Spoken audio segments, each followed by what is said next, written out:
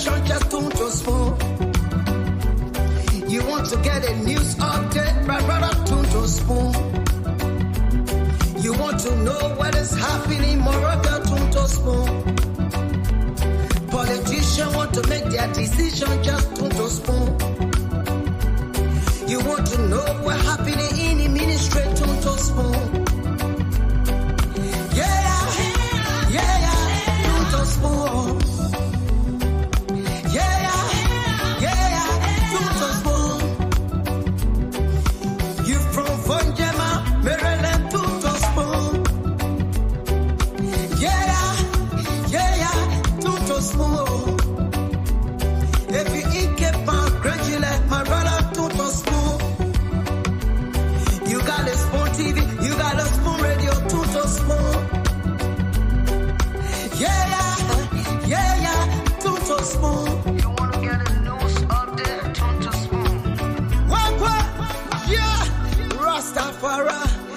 Kilibamba, kilibamba, kilibamba, kilibamba, kilibamba, kilibamba.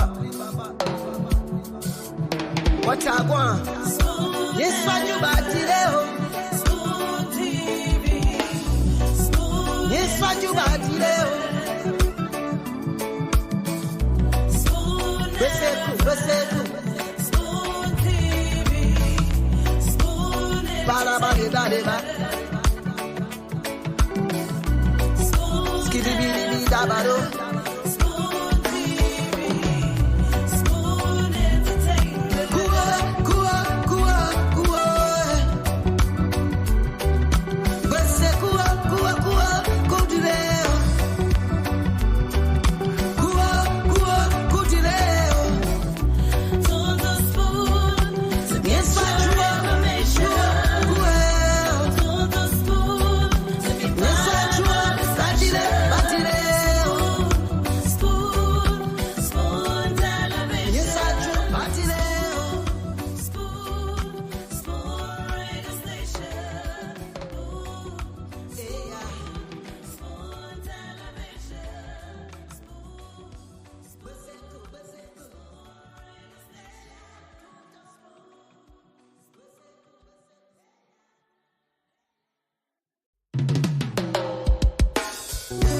Yes, sir.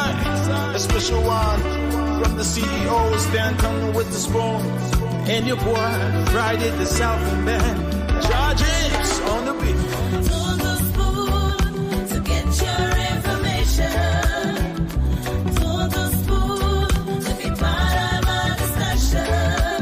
Spoon, spoon, spoon television. Spoon, spoon, spoon radio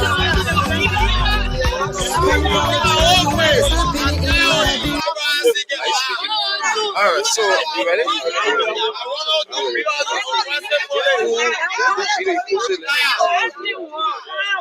So we're still here.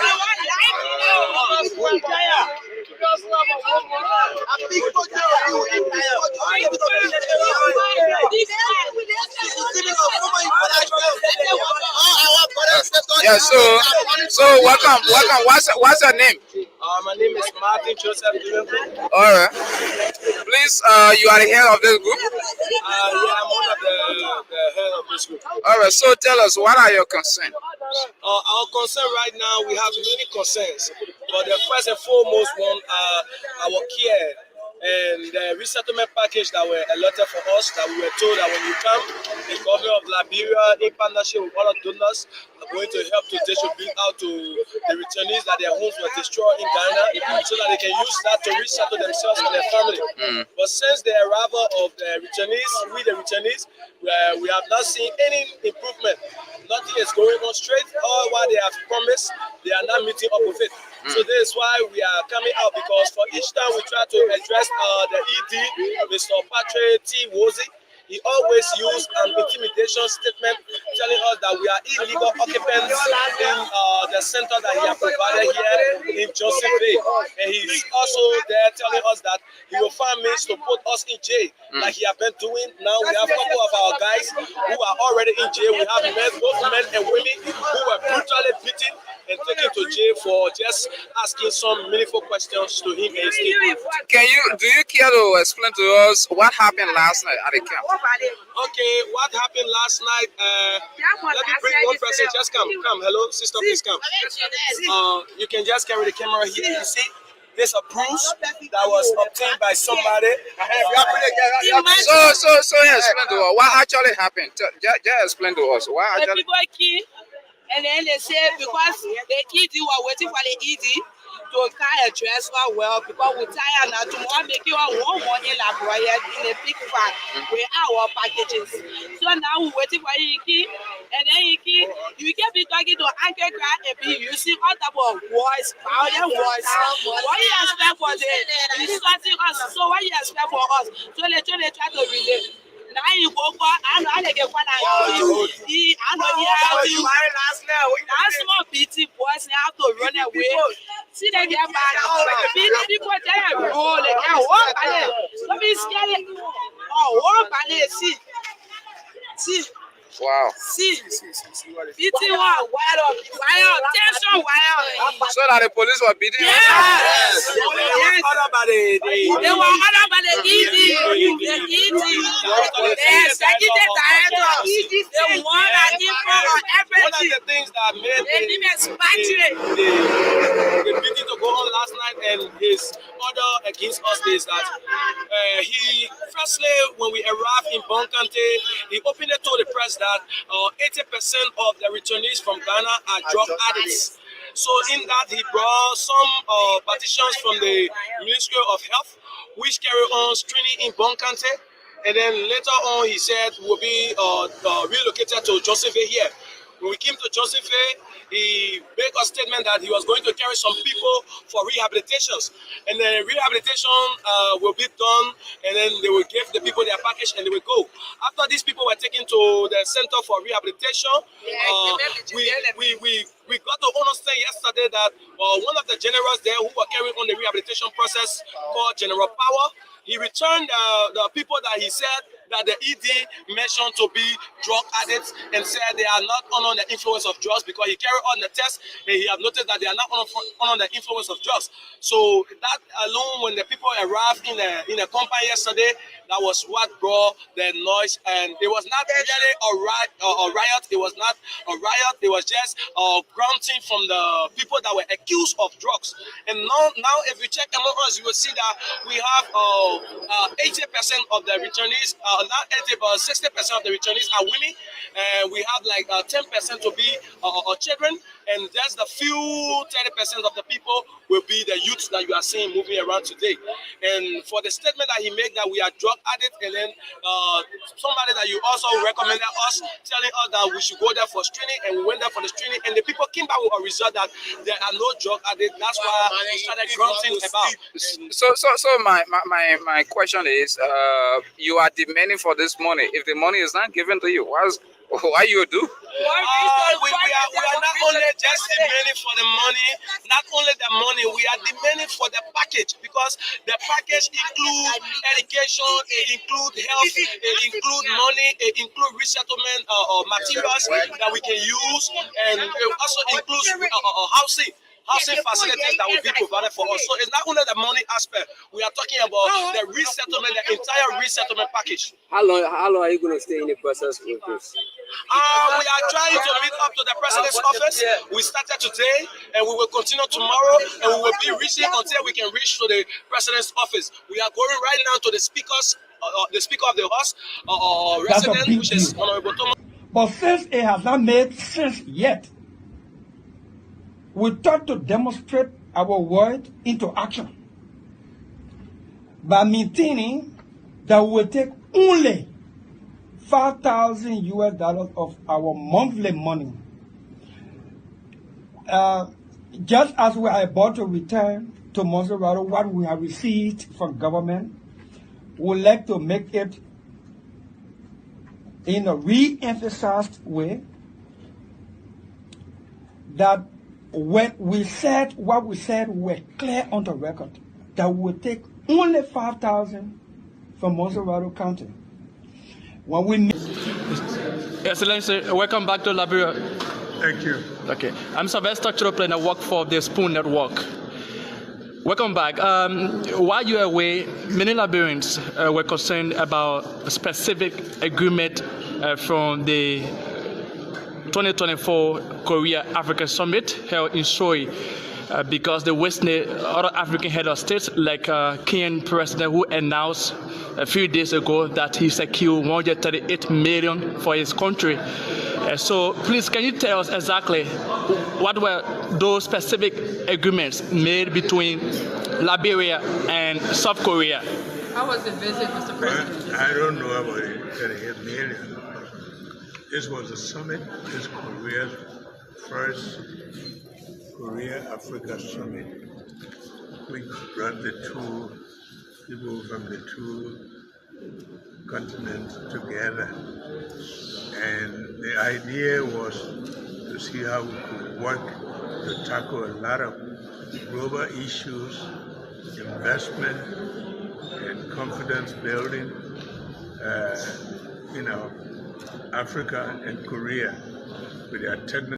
Why is the case of staffers, sharing salaries? It's one of the revelation of Chief. There's a political office. There's not Spoon TV. There's not my private business. There's a political office.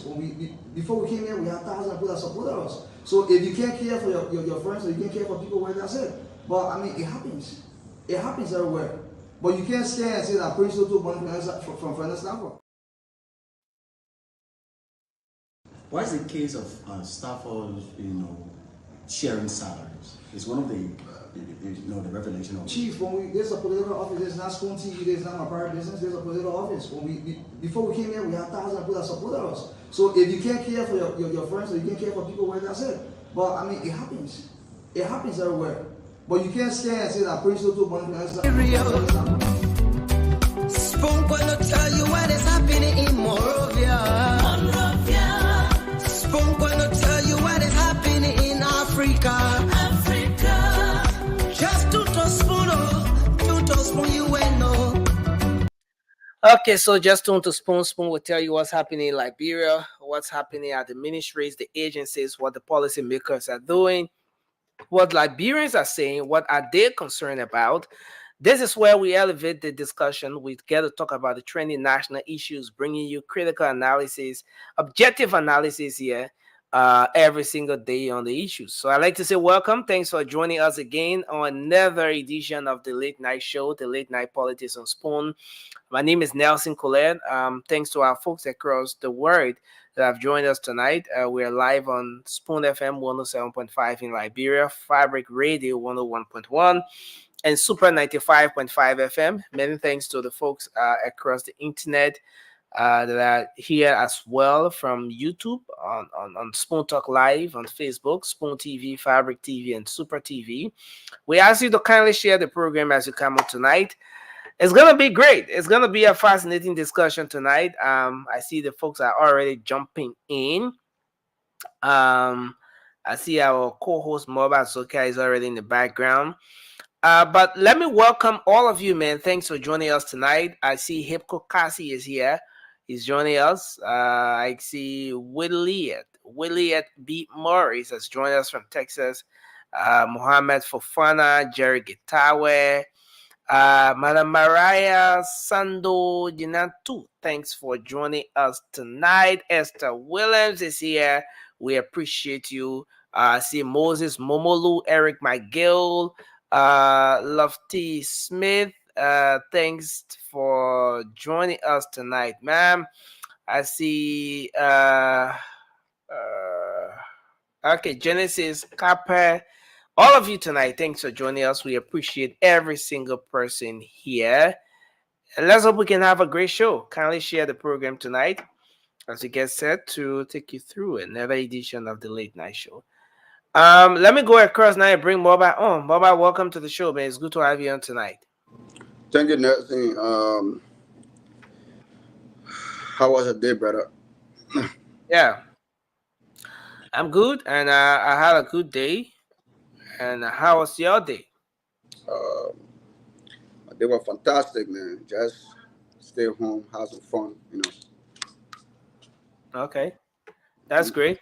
That's great. And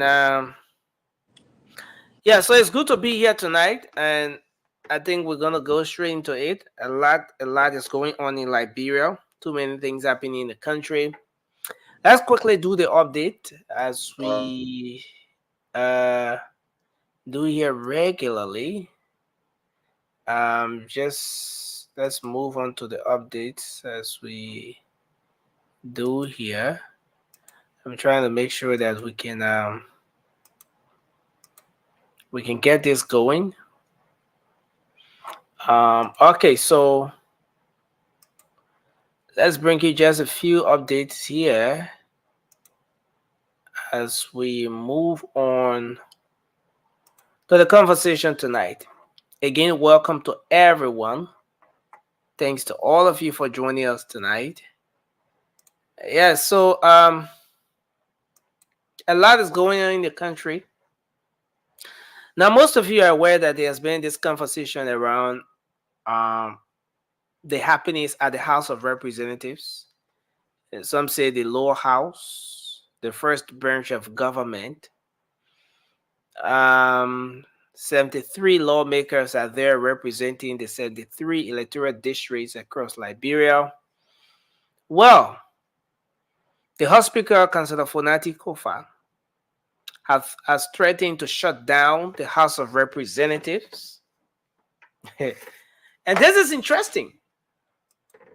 The Speaker spoke today lengthily, and the Speaker is threatening to shut down the House of Representatives over the Ministry of Finance refusal to release the operational budget of that body. Now remember, the legislature is the first branch of government. These are the people who make the laws. These are the people who represent every single Liberian across this country.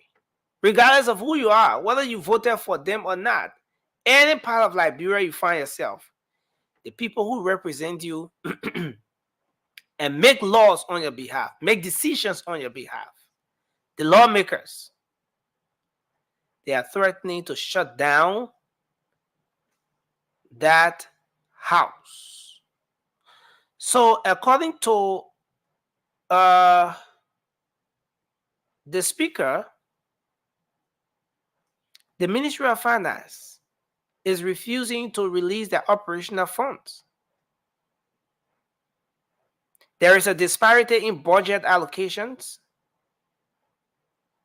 and that is one of the reasons why the Speaker is coming up with this. According to him, those at the House of Representatives are struggling to operate, to carry on their daily activities. Is a struggle. It's a tough one for them. So he says he's frustrated. He's frustrated. They invited the LRA boss, Mr. Double Jala. And according to the Speaker, the LRA revealed that, or reported that, they are exceeding revenue collection targets. But in the midst of that, the House of Representatives is facing difficulties in securing its rightful financial support. Well, this is interesting. What happens when the house shuts down? What does it mean for the country? What does it mean for the government as a whole? To what extent is it going to affect the ordinary Liberian people down there? These are conversations we're going to have tonight. That's just one of the happenings in the country. Well, the Civil Service Agency is in the news again. They said they've blocked 210 individuals' salaries in the tune of some 400,000 United States dollars annually. So those 210 persons whose salaries have been blocked on a yearly basis, the total money that those 210 persons will have received from the government of Liberia will be around 400,000.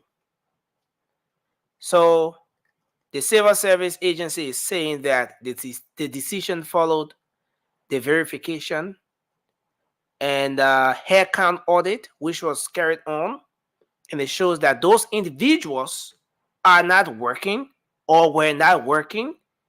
Nobody knows how their names appeared on the payroll, and so the entity has decided to block them.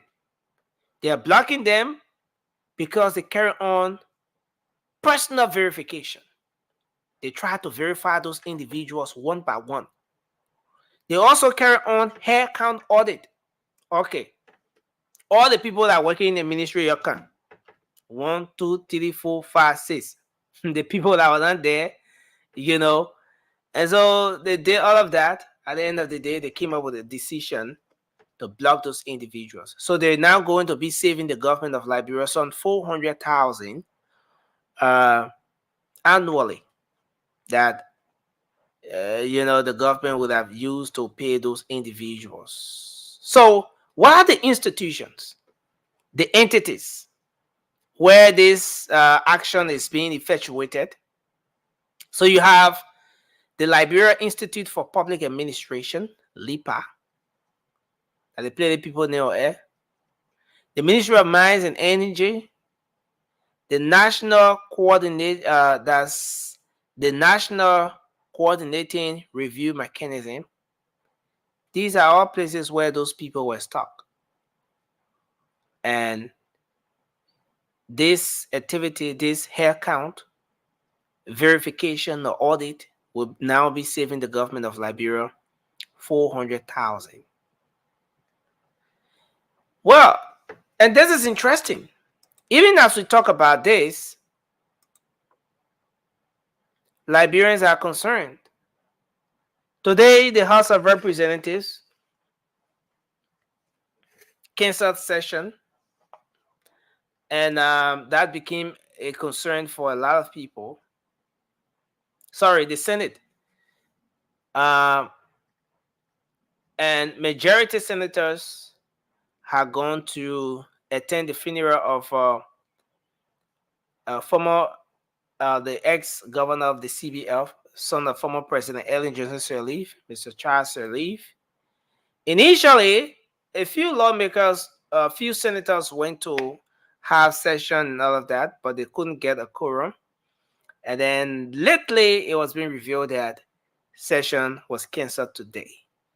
So then the question was, can that be considered as a neglect of national duty? Well, from the Himo side, a lot of people will say that, oh, those people, went to express sympathy, especially with that branch being the first branch of government, the former president's son, and they went to express some sympathy, and all of that. But others saw it as a neglect of national duty. The vice president is the president of the Senate. The pro temp is there. So both the vice president and the pro temp were at the funeral. But aside from the two top officials, you have the heads of different committees who, in the absence of those two top officials, would have presided and have session going on today. But even with that, the session was canceled. Now, Speaker Fonati Kofa was one of those in attendance today at the funeral that was held at the First United Methodist Church. But after making his remarks and everything, he had to hurriedly go back to the House of Representatives to commit himself to his national duty.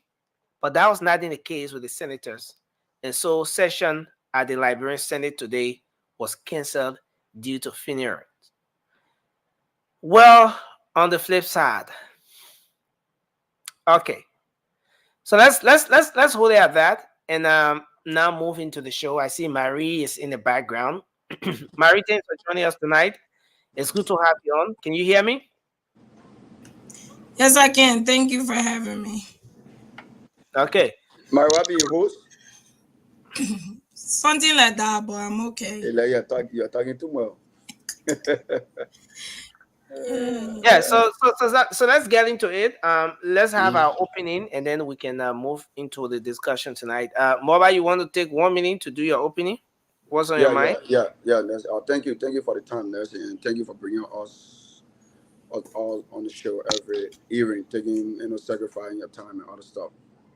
And thank you to our listeners on Radio Land, Facebook, and YouTube. Well, my attention drawn to the statement you just made about the senator leaving section, doing section period, going to bury the former president's son. I think it is unethical because although it's not a national, it's not president. First of all, not president. Let me just say my condolences to him. I mean to the former president. But I think the Senate, how many days they need to work in the house before they will take 1 day to go lead a house, like to go, on the funeral issues. Like I think it's not called for. It's not right for. It's not national duty. It's not. If it was let's say a national duty, is different. So I think they were in the wrong. That would be weird. Are you saying that you side with those who see this as a It is a neglect of working. national duty, Listen, a neglect of national duty for a funeral or some funeral? it is a working day. Number one. Number two, they getting paid for that identical time. I mean that identical today. They're getting paid for it.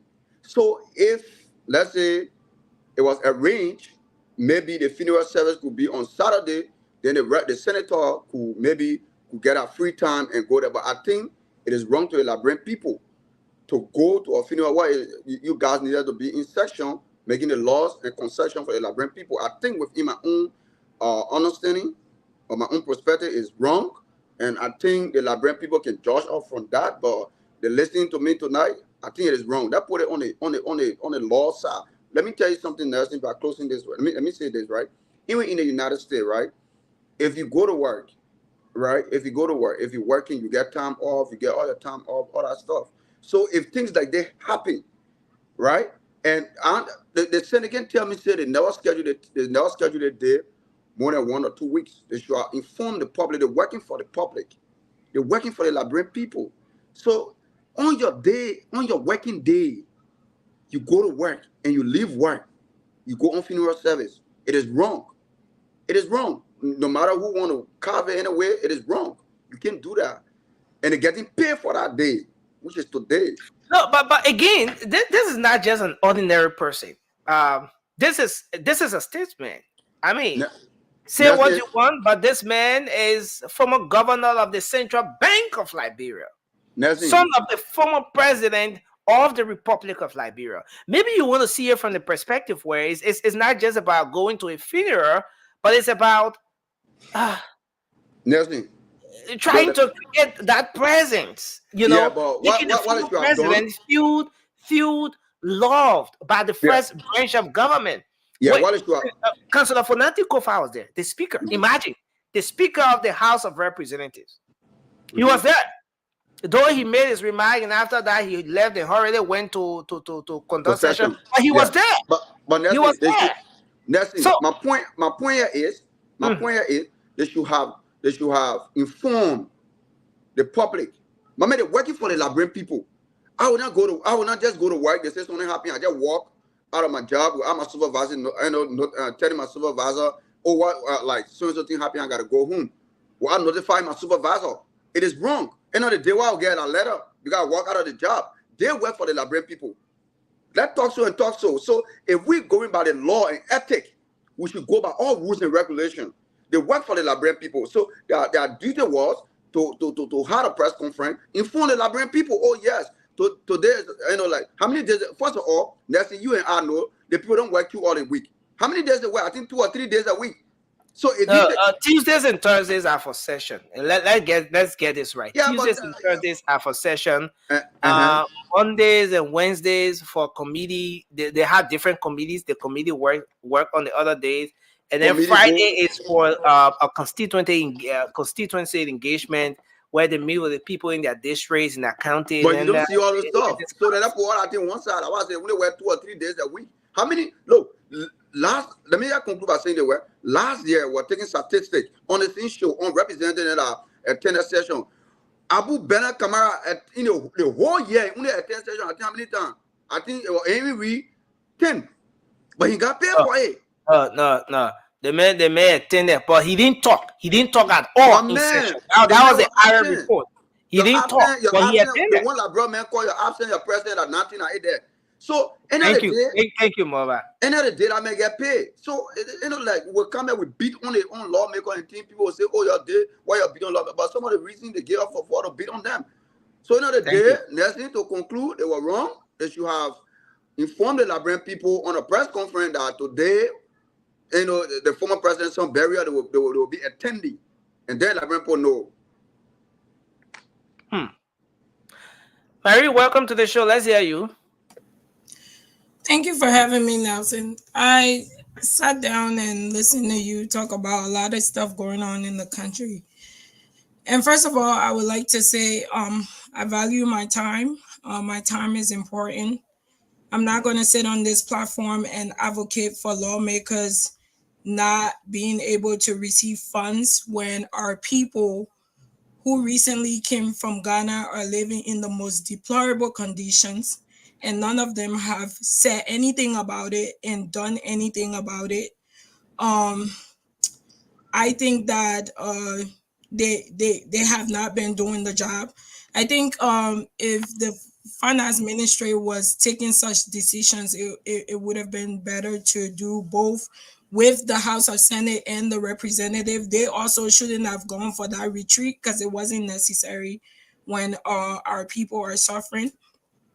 And when it comes to what happened today, I think the smart decision would have been to have one person, which is the head of Senate, represent the entire body, because that pays respect to the former president of the Republic of Liberia, being that her son was being laid to rest, and he was also a former government official.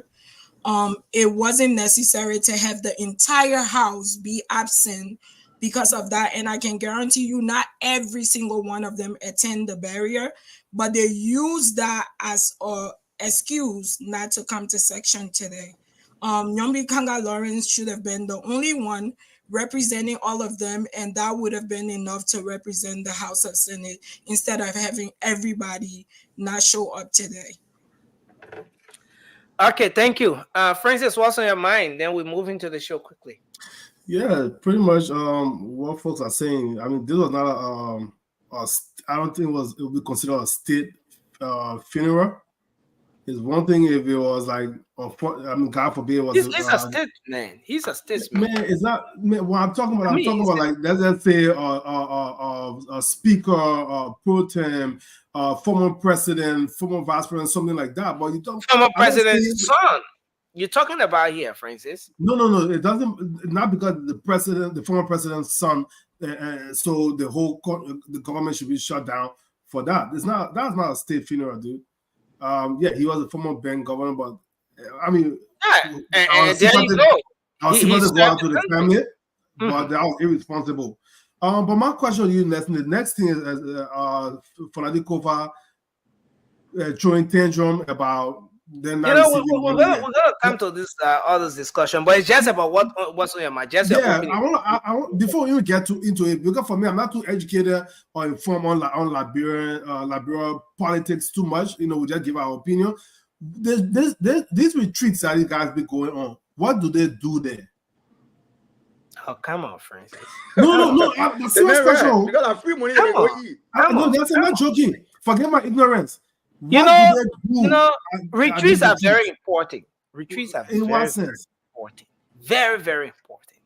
Even in the corporate settings, other smaller organizations, they do have retreats. So what like do our government officials do so at these so retreats? okay, take for example the recent retreat that the Senate had.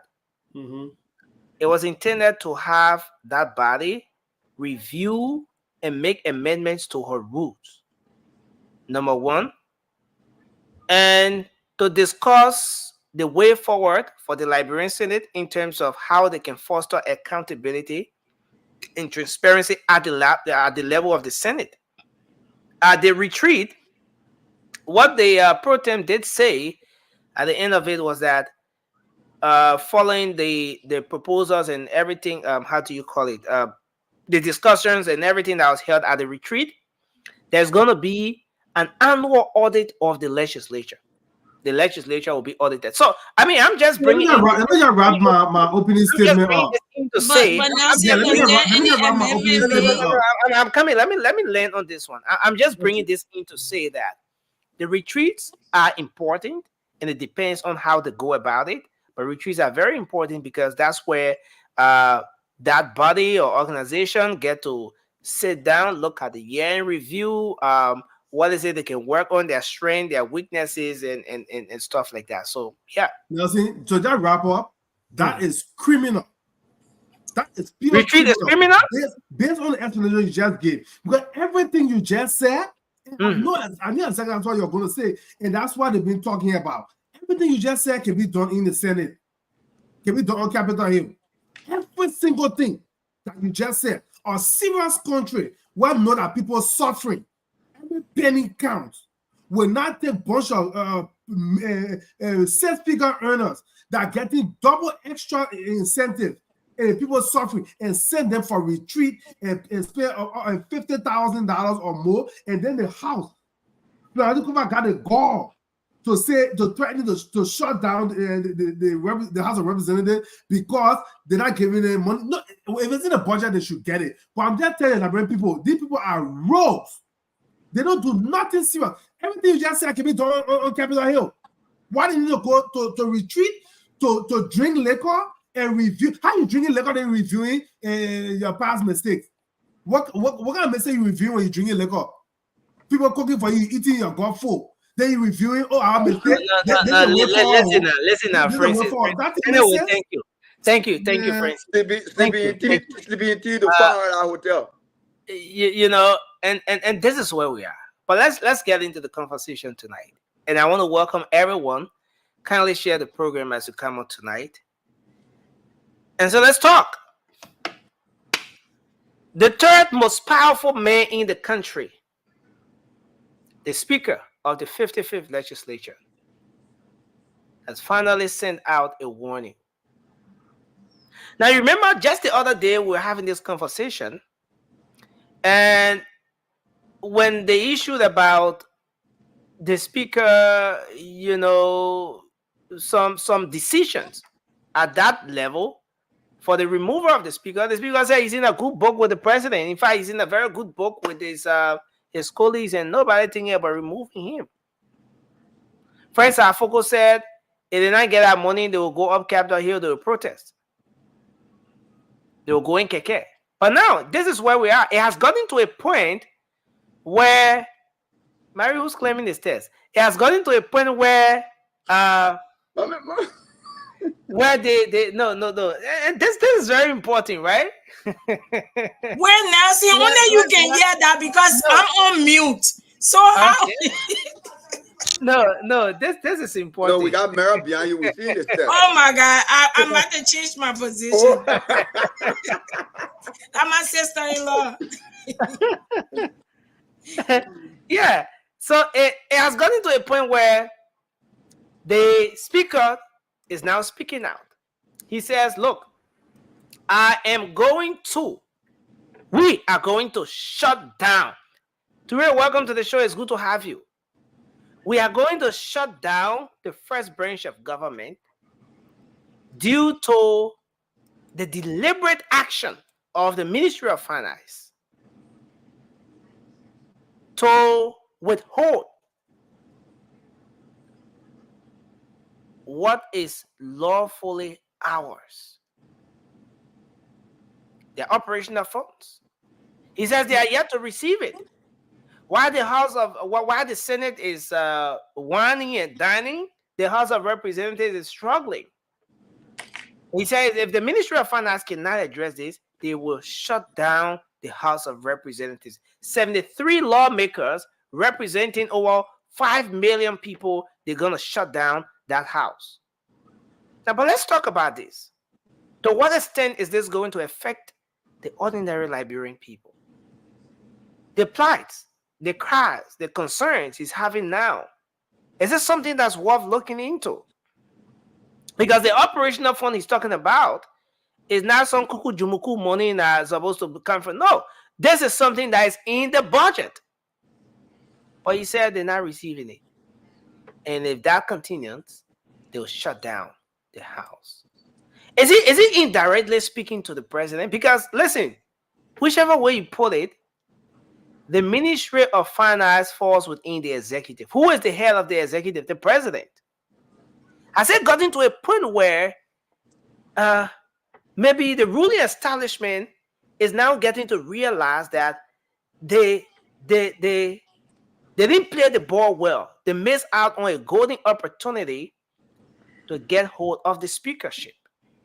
Now let's start the conversation from here. Mobile, let's hear your take on this issue. Yeah, thank you, Nelson. Actually, I think as long as like the money is allocated in the budget, yeah, let the people give it to them. You understand? Because like they already put in the budget, but we come here every day, we say the same thing. Nelson, like the government, the representative, the senator. I mean, more especially the lawmakers, right? The people who make laws for the country. They are not in the interest of the Liberian people. You understand? Although they need to work for that,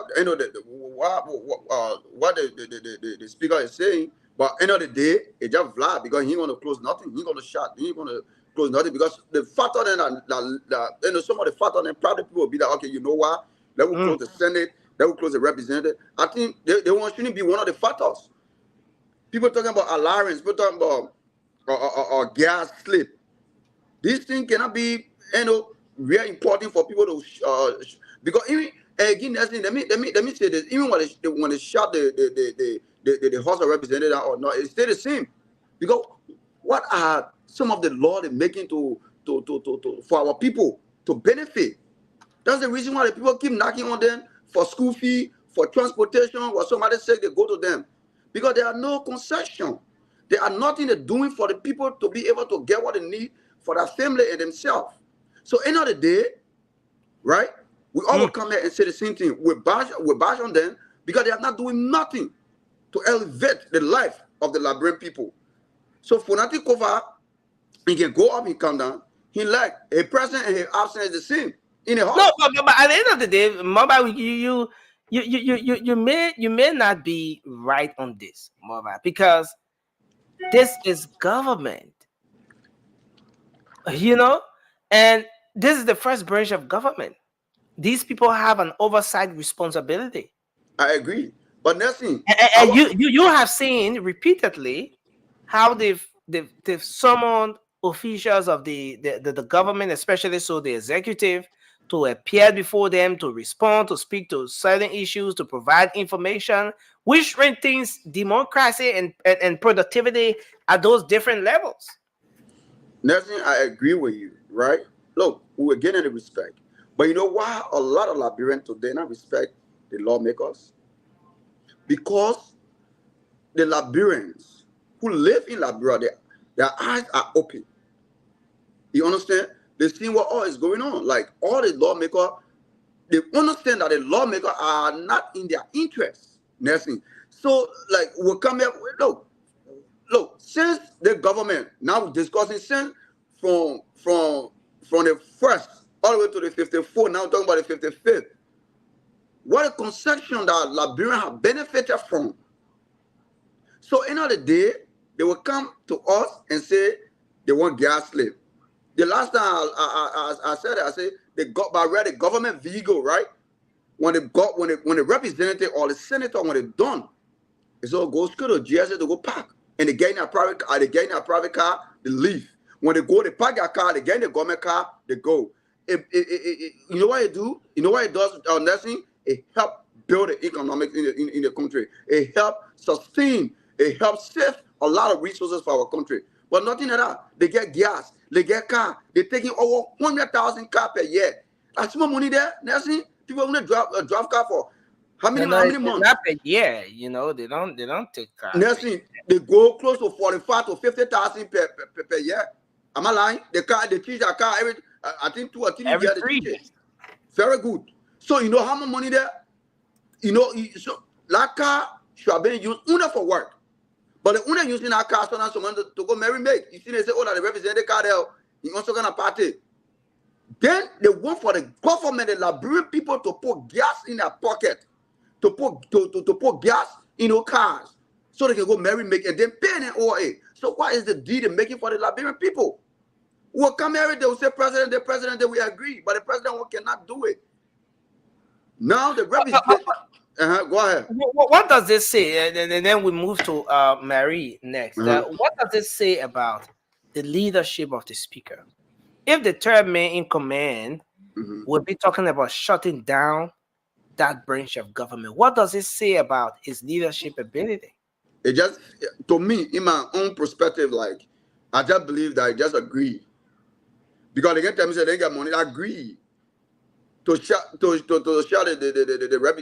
House of Representatives. That agree, Nelson, because they want something. Now they want that what one time Francis said on the show. He said the only way people run away from government is start paying lawmaker $1,000 or $2,000. They will run away. And what they just prove to us. Thank you. Thank you, Mobile. Let's hold you there. I see. Let's take Francis. Francis, go ahead. Let's hear your take on this.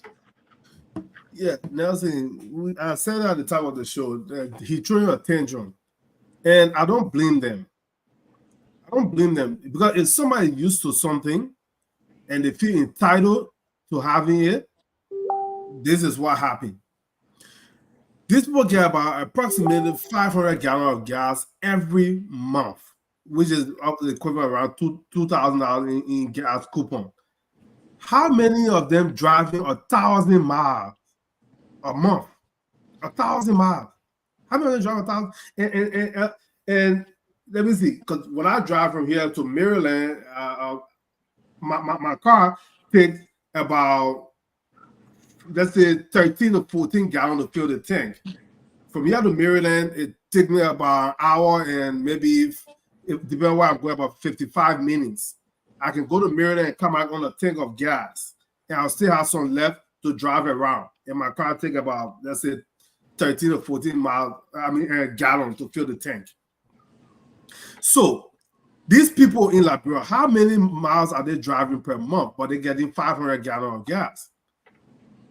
So that's another thing. But they are so entitled. That's why it's so embarrassing. He sat over there and threatened like a child and said, oh, you're not giving me my recent money, I will not go to school, take all that shoe on and throw it away with a uniform. That's how he was sounding to me today. That's embarrassing because the people over there struggling in the country and you making threats to shut down the government. I think it would be better for him to shut down the house for maybe a month because they don't even bring anything, they don't do anything for the people anyway. But when they shut down the government for a month, maybe that would delay some of the money that's all go to them. So maybe they'll not get enough money to steal. So let them shut it down for 3 months. So then every time they shut it down, then money. But what about productivity at that level? What about productivity at that level? Because let's say, I mean, you want to talk about oversight in the first place. They are performing their oversight responsibility. You may like them or not, but you have seen officials of government, especially from the executive, they've somewhat a lot of them. Very so what came out of it? What's come out any of those? Again, it may not be as per your expectation, Francis, but they are playing their role. Nelson, those people, just free money. The Liberian people are donating money to those people. The Liberian people are charity. A charitable organization, Liberian charitable organization, and they donating to the lawmakers as because they are charity. The Liberian people giving them charity, but they do nothing for Liberian people. Those people are criminals. They sit at the job, talk. They don't do nothing, and they take plenty of money, and they suffer the people. They suffer the people. Thank you very much, Francis. Let's hold you there and bring on Ture. Ture, welcome to the show. We're gonna bring we'll bring on our brother Michael Tipisin. He will be a guest panelist tonight on the show. At some point we'll get him on. But Ture, let's hear you, man. Welcome to the show. What are your thoughts on this issue? Is it convoluted or not? Thank you, Nelson. Nelson, you know, it's unconvoluted. I'm not somebody that, because of my physical acumen, I don't have any heart problem. But I'm going to leave messing around with the Liberian politics. I'm going to find myself in a very, very bad situation. Because the whole process now is becoming like seesaw up and down. Like, you're going. Look, man, this is insane. Do you know the biggest travesty? The biggest travesty of all is the Liberian House of Representatives. I don't even think those guys understand the cardinal functions of their positions. I don't think they even do. And anyone who thought of it that only today that the Salif family thought of having their son, you know, Charles Salif, ongoing, stuff. Then that just shows that they really, really did not see anything in the Republic. Who scheduled those kind of days on an active working day? That your Senate will have to abandon their national duty to attend a funeral. And I heard you saying, Nelson, that the man was a statement. Man, give me a break. He don't deserve that kind of showing. I'm sorry. Yes, he's a president. I mean, he was a president's son. So what? He was not a serviceman. They served the country like militarily to deserve that kind of thing. Even Senator John McGuinness, like I'm talking about people that sacrifice their lives. No, nothing. Look, the country is so upside down that we don't even know what we are doing. But that besides the point. Nelson, when people decide to sacrifice for their country, I don't see that in any of the lawmakers in our country. Look, Ture. I know where you're going, and I'm about to hijack your flight. I will hijack that flight. Ture, are you telling the Liberian people tonight that the lawmakers should sacrifice? The people got something in their budget line that's supposed to be coming today. It's not coming. Operational fund. They say they can't operate because of that. They're stuck. I mean, everything is more like on a standstill. And if the Ministry of Finance, the executive cannot do something, they will shut down the House of Representatives. You wanted to do pro bono job? That's why I have said this, and I'll continue to say it. I think the form of government that is introduced in our country, Liberia, I don't think it is an ideal form of government that we are practicing in our country. That check and balance is just vla. That check and balance, Nelson, it does not look. It's an oversight, right? What does oversight actually mean? Are these guys really there doing their a part of their functional cardinal function? It's oversight, right? The check and balance system, so that the executive cannot sanction the public. So he bring the representatives and the senators to actually be the eyes for the people. And are they really there for the people, or are they there for themselves? We are in a very, very, very, like I said, we are in a pickle, Nelson. That's what we are in, And I don't know what's gonna happen. I don't think any prayer can stop that, because the last time I checked, people are praying abroad all day long and all night long. So I don't think prayer is the solution. Prayer definitely cannot be the solution, because there are a lot of prayer warriors in our country, right? A You know, miracle have to happen where we'll wake up one morning, you know, and things will just start working for themselves. Because the people that are there, I don't think they have what it takes to deliver the Liberian people. Because they are busy self-sinking more so than the interest of the republic. And that's the problem. A country that is dead broke. My sister brought us something. Sister, what? I can't get her name in my head, man. Hey, Marie. Our brothers and sisters and our mom and parents that came from Ghana. Look at their living condition, Nelson. You know what I mean? For a country that cares. If they are campaign town and they represent these so-called representatives and senators, money will be everywhere in that country, but they can't use some of that money to make sacrifice. Hey man, what did you do wrong? Where did you go wrong as a republic? Where did you go wrong? Next thing I say some kind of video, but you won't play it.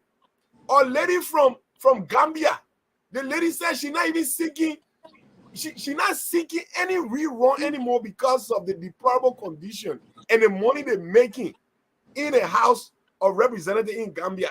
That is so much that she will now run again. And that the money they're making, if they could use that money could take care of so many thousands of kids. And we can make the same argument for this so-called representative like, bro. What these guys bringing to the people, Nelson? What are they bringing to the people? To I can understand. There's a people saying that, bro, now, what are you bringing to the table? Yeah, the table. Let me come in a bit. I can understand that. Yeah, I know, but we're gonna do this. I can understand whenever it comes to this discussion, the lawmakers will always receive the largest. You guys will always beat on the legislators. But just two quick questions to Ray. The plight, the concern, the issue is raising now. Is this something that's worth listening to at this point? Well, look, like I said, everything is worth listening to. Everything is worth giving attention to, right? It don't hurt anything. If anything, it helps. But it's just another empty talking points, brother. You know, it's not going to yield anything. What does this say? Everything that's happening now, the legislature being strangulated under the speakership of Councillor Kofa. What does it say about his leadership ability, especially at that first branch of government? I'm actually starting to like the leadership of Kofa. To be quite honest, I think Kofa is actually there for the people more so than what these guys are trying to, force him to do. And look, like I said, a man will have to stand for something or fall for anything. And when people put you in position to lead, right, you lead them to the best of their ability. And do not allow for people to force you into something that self-consciously that you feel is not right. You know what I'm saying? And I think that's the talk of war right now that's going through between the speaker and some of these lawmakers. I mean, some people are threatening of what? Of removing him and all of that stuff. It's not about anything. It's about them doing business as usual. Thank you. I mean, he talked about auditing, right? He brought up auditing, right? At least he knows the idea of auditing the House of Representatives. That is now popular among certain representatives. Thank you. You know what I'm saying? So I mean, and Nelson, and let me get close on this. Sometimes change is fearful. Sometimes people are afraid to change, or people are afraid of change maker. Some people want the status quo to remain the same, and other people want to change the status quo. And when you come to do that, guess what happens? People fight you. Some people go out and length of trying to kill you. Thank you, Ture. And we're gonna come back to you. I see Mobile, you have your hand up, But Yeah, let's I bring don't our make clarity on brother. something. Let's bring our brother Vasco on. Vasco Small always coming in with his CDC glasses. Welcome to the show. And then let's also bring our brother Michael Tippison on. As I told you, he's coming on as a guest panelist tonight. Michael, welcome to the show. Vasco, welcome as well. Guys, it's good to have you on. Thank you so much. Let me say hello to everyone. Good evening, wherever you are following us from. It's a pleasant pleasure being here. And Nelson, thank you for the work you do, guys. This is one Liberia. This is the new Liberia. And together we can get it there. Thank you. Yeah. Thanks a lot for joining us tonight. And we look forward to having you on as many times as possible. And yeah, this is how we can get our country moving forward, adding our voices to the national discourse. Vasco Smo, I see you here tonight as well. Welcome to the show. You told me you were having difficulties joining us, but it's good that you're on tonight. But just before we come to our two brothers who just joined us, Moba, you had a quick point to make. Yeah. I just want to make a clarity on something. Yeah. Thank you. I don't want to make a clarity on something. You know, when I said the House of Representatives or the Senate, when they use it, like the vehicle, when the government vehicle, when they're using it, they should have, when they're done using it, pack it. But according to somewhere. Yes, no, they can go back to jail, or they can use it, carry it home, bring it back to work, but they can take it on a personal. They can't use it. Yeah, on a personal issue. They can't use it. Yeah. The function of a business, committee work, constitute services, legislature affair, staffer. They can use it in that direction. That's my point. But people are not getting it. So end of the day. Okay. Yeah. So end of the day, we the Liberians will feed our car, but they take the car. Our point we're making here is they take the car after working. Somebody use the car to make. But it's kind of difficult, Moba, and I understand it's not part of our talking point. I know you just said that in passing. Yeah. So I don't want to make clarity because we're going to take up time some other time to go in detail with that. But the folks have the cars, the gas you give them is part of their benefits. 2,000. Yeah, agree. My point is, how do you give someone their benefit and want to direct them how to use their benefits? No, it should be used only for the government purpose, for government work. That's it. So how about the gas? Leadership, the gas will be membership used services, staff the gas will be used only for security duty. Yeah, it's gonna be let me conclude by saying that, right. Like in the United States, the people don't get the people gaslit. They get a few error. The people will carry their car, they fill it, or every morning I can see the police. They get special error to go to fill their car and they leave. So if the Liberian people go by that, according to what our history says, everything coming from America, then I think Liberia will be some of the corruption free. Okay, corruption free. Thank you. But let's hear from you, Vasco, on this one, and then we'll take our brother Michael. Vasco, your thoughts. The speaker is warning. He's sending out a caveat that the Ministry of Finance is strangulating them. They're not getting their operational funds, and he's threatening to shut down the House of Representatives. What are your thoughts on this? Is this? Can you hear me, Vasco? Yeah. Okay. So, yeah, let's hear your thoughts on this.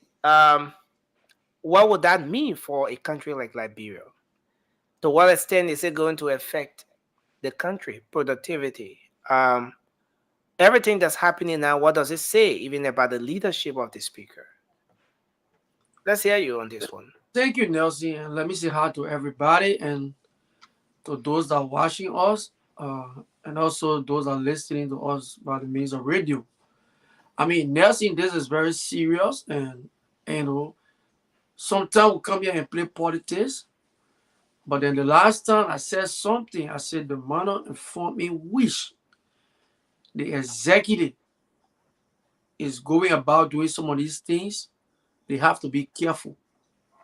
Because if you listen to the speaker today, before the speaker will come out with the decision for the statement that he made, about shutting down the House of Representatives, it was because they called the revenue people to the Yeah, house, LRA. the LRA. They wanted to know how the country standing when it comes to revenue generation, whether there is money or the country is broke. But the man went to the place and told the people, in fact, they performing. The They even exceeding revenue, the target, you know. Thank you. Yeah. So if you exceeding the revenue target, and the representative are sending, they are telling they need this to do this. They said only 2 months now they have getting their benefits. But the one group of people, which is the Senate, they are getting everything correctly. But Vasco, that exceeding revenue target at one aspect. Former Minister Samuel Twe was he has similar thing, right? Budget surplus. You know, how do you call it? You know, they were generating excess. You know, okay, take over. There's a terminology he used, but in the midst of the takeover or surplus they were having, people were protesting for salaries. So I mean, this is not strange. Maybe you just want to, bring that in to support your argument, but it's not supporting the argument, Nelson. During the CDC time, the CDC government was clear. They went to the house. They told the people, if we cannot cut down our salary, there will be many months nobody will take pay yet, because they right now where we are, we have to generate revenue by ourselves. We are not getting that support that the Manaseli Unity Party got in our country. And this is some of the reason now the Joseph Barker administration is going through this kind of a tough time, because they thought it was going to be like Manaseli. And you understand? But now it's different. And in all fairness, you cannot generate surplus or more money coming in the revenue, you generating more revenue, and you wouldn't taking care of one group of people within the three branches of government. You know very well that even the judiciary also complaining.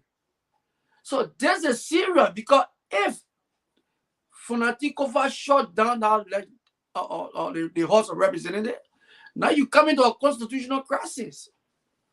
So the executive, the president, got to be careful. If the judiciary is complaining and one group within a legislative branch complaining, then we are heading for serious problem. So they have to find a way in which they can settle it, because without that group, the government will not function. Thank you. And when they want to force it to carry out certain things that they have to pass through. But shutting down the house, this is the critical point, and we're coming to you next, our brother Michael. But this is the critical point, right? We are at a stage right now where there's a conversation around the removal of the speaker. There's a whole block as we speak. There's a whole block. Conversations are going on around the removal of the speaker. So if the speaker goes ahead and shut down the House of Representatives, don't you think that will further exacerbate the situation? I mean, he might just be standing on one leg at this point, with the situation of little or nothing much coming from the executive in terms of their operational funds. Do you think shutting down the government or the House of Representatives would be the best solution to this problem? Nelson, for me, it won't be the best solution for the problem. Okay, but the executive need to do well when it comes to this issue. Funaki got a backing. Nelson, like I said it last time. Which backing? If he got a backing of his colleagues, the Yaga Kuluba who voted against Funati Kofa, now he will join Funati Kofa. There are all lawmakers too that they are not getting the benefit. Do you think they're going to take party something and put it on the head when they can't get anything to go to their constituent? Thank you. Thank you. Michael, let's hear your thoughts on this. With everything that's happening. Well, first of all, there were brilliant points made. I would just come from the background to firstly recognize that Fonati Speaker Kofa has been supportive. If I were to suggest, I would recommend that the UP can work with him. The president can work with him. Since the inception of this government, I think he's been supportive. And at this early stage, to create a situation where the executive and the legislature will be at loggerhead, I think we have more pressing economic issues. The president is overwhelmed with the challenges he inherited, and let us concentrate on how we can get it better. As it relates to his statement, it's powerful, but it's not going to happen. I strongly believe he's not going to shut down the legislature because they know that they are equally accountable to us. Because if they shut down the legislature, and I love the point that the brother raised, was that I thought when he made that statement, it came from the background where they realized the revenue envelope of the country. So if the people at the revenue authority will say that they are raising revenue, then we all need to understand clearly why the legislature isn't being supported. But coming to the legislature, I think there are other ways that they could also be reasonable enough to reduce some of the things that they benefit from. There is a benchmark, I think it's around 45,000 that no lawmaker should have a vehicle more than 45,000, but they do this vehicle procurement 3 years every 6 years of a term. Yeah. We will suggest that if they can maintain just a vehicle for the 6-year term, and you calculate 73 lawmakers subtracting maybe 30, let's take it at 30,000 just to throw a number out there. That's a significant figure that could reduce some of the outcry that people cry about the legislature. I don't want to say that the legislature is wasteful. I know that I was in one conversation and people were talking about even the dissolution of the Liberian Senate. Why? Because they think that there is no need that we have 2 senators of a county when we already have, for example, in Moserado, we have like 17 representatives. So, but the legislature has a cardinal role to play as per our constitution right now. I think Liberia needs more like a structural reform. We need to start looking in different places. And trust me, the legislature, one of the places that we need to look. We were all happy when the speaker spoke about the audit of the legislature. The only thing that is holding us now is to review that audit report, because everyone is aware that auditing the legislature or public outcry to audit the legislature has been something that has been perennial. The discussion has been perennial, has been going on. So if the speaker came with that sense of urgency, accountability, integrity to say, okay, let the legislature be audited. At this time, the report should be out, and we should be able to know, because everything has not been bread and butter at the legislature, and we all are testimonial to that fact. We cannot say, yes, everything hasn't been bread and butter. But the statement is strong, is a warning, but it's not going to happen. Trust me, it's not going to happen. President Bouaka isn't going to sit there to allow the legislature go solo on him. No. He's been around for a long time, and the people in government are knowledgeable enough. They will work things out. Things may be difficult now from this early stage because of the challenges inherited, but we're going to get there. There is hope. You know, and this is very important. Now, we are talking about, just the other day, it was the judiciary that has some serious disagreement with their allocation. And they said 20 million to the judiciary. They saw it as an insult. They're not being treated fairly by the 2 branches of government. They've had meetings. Everything just went out of order. No one is listening to them. A whole branch of government that is supposed to spearhead our legal activities in the country. They already have that issue. And then we find ourselves at a stage now where a segment of the first branch of government is having another issue on the same budgetary or financial issue and stuff like that. What this means is that the entire three branches of government is at this point divided into two. One and a half, a segment of the legislature and the judiciary one side, a segment of the legislature and the executive on the other hand. Where are we headed? So this is I saw the recap from the Ministry of Justice. Yeah. And they accused the executive and the legislature to be partners in crime against them, from what I read, if I want to politically interpret it, because they said that they've been treated like a subset, subordinate, and they gave their allocation from the budget. But this is what Liberians need to understand. The budget process is very cardinal. When the budget is passed, signed into law, and becomes a working tool, it means that everything that was debated, that was agreed upon, will be used. That is a legal reliance for you to push forward. So if the judiciary is complaining now, they had a time to talk during the budget hearing. If the legislature agreed on an operational fund and is not forthcoming, well, we need to know all of the details, because we have a road to hold them accountable for what we elected them to do. I listened to the video you played, and it's just taking me back to the legislature. When Senator Dillon became elected, he made mention that he was willing that lawmakers should accept 5,000.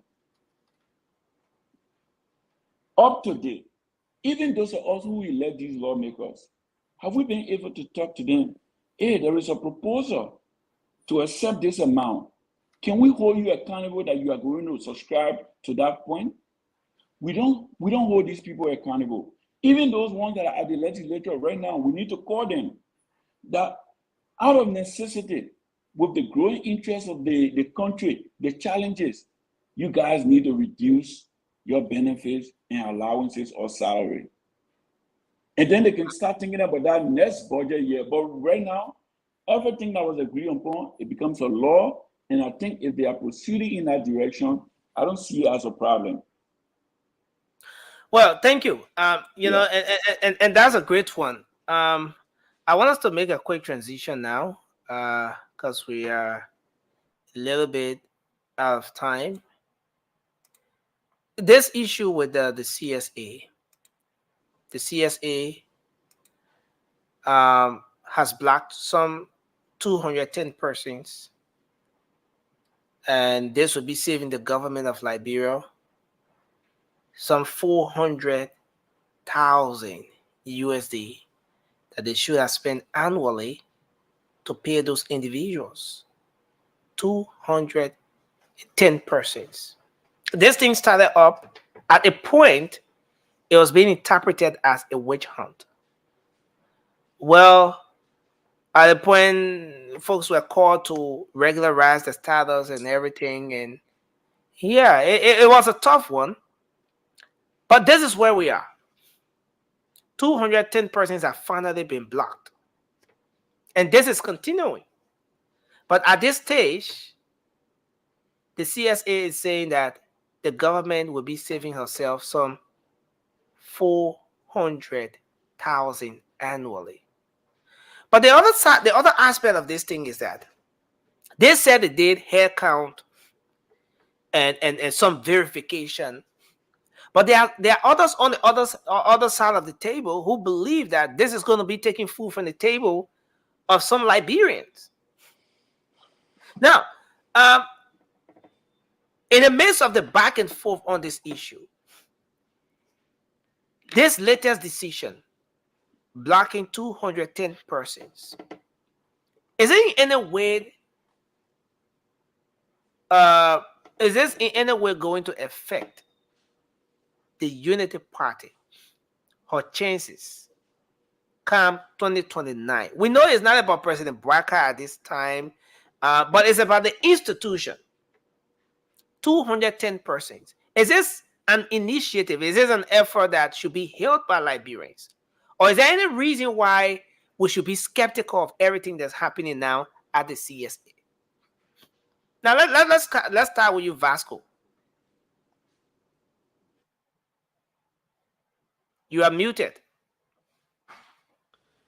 Like I said last time, I think the Ministry of Information regular press briefing, I think that is the recitation for almost everybody, because last time again I saw how you call it, the immigration man there, Steve Zago. I mean, every one of them in the country just talk about, we block the other person on payroll. There's also no more people on this other payroll. And for me, the only way I'm going to believe some of these things, because if you have kind of a people on payroll who taking government money, no money, you have to go to the various banks to get it. And if you go into those various banks to get it money, sorry, Maba, you can take over for a while as I try to make some adjustments. If you go into those various banks to get your pay, there must be record. We must know the names of those people, like I said the last time. But everything that can all 200%, all the last time, the 40,000 people, the other story that went down. That every day they will come and tell us. And in fact, this thing, the thing that they're coming out with, even it will make the Unity Party people more angry. Because every day you're taking people from payroll, and those guys saying that they're crying for job all the time. So if those 40,000 or the 200 people you taking from all of the payroll, I mean, I think the best thing you can do, because those people, that money was being paid to people. So Vasco, let me ask you. Vasco, let me ask you now. So you're trying to tell that if even you don't work for it, you will get it. You just sit home. How do you know that the person didn't work for it? I'm asking you because I don't believe Josiah joking. I don't believe anything I'm saying. Oh, all right. If I cannot, people who been stealing government money, well, we can see them, we can know them. Even the name, we can see the people. Let's see the names of those people that been taking government money. Thank you. And then you trace them through the banks.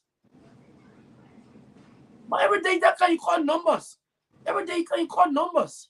Okay, if those people were ghosts, remove the ghosts and replace them with human. Don't you anybody for query for job? What in there?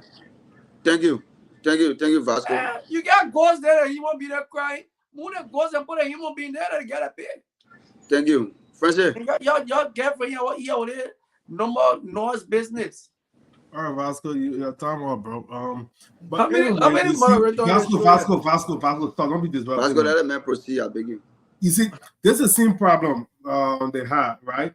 And all they can say now they're running away from taking food from people's mouth. They're talking about people saying I'm crying, taking job from the ghetto United Party people. First of all, what sense does that make?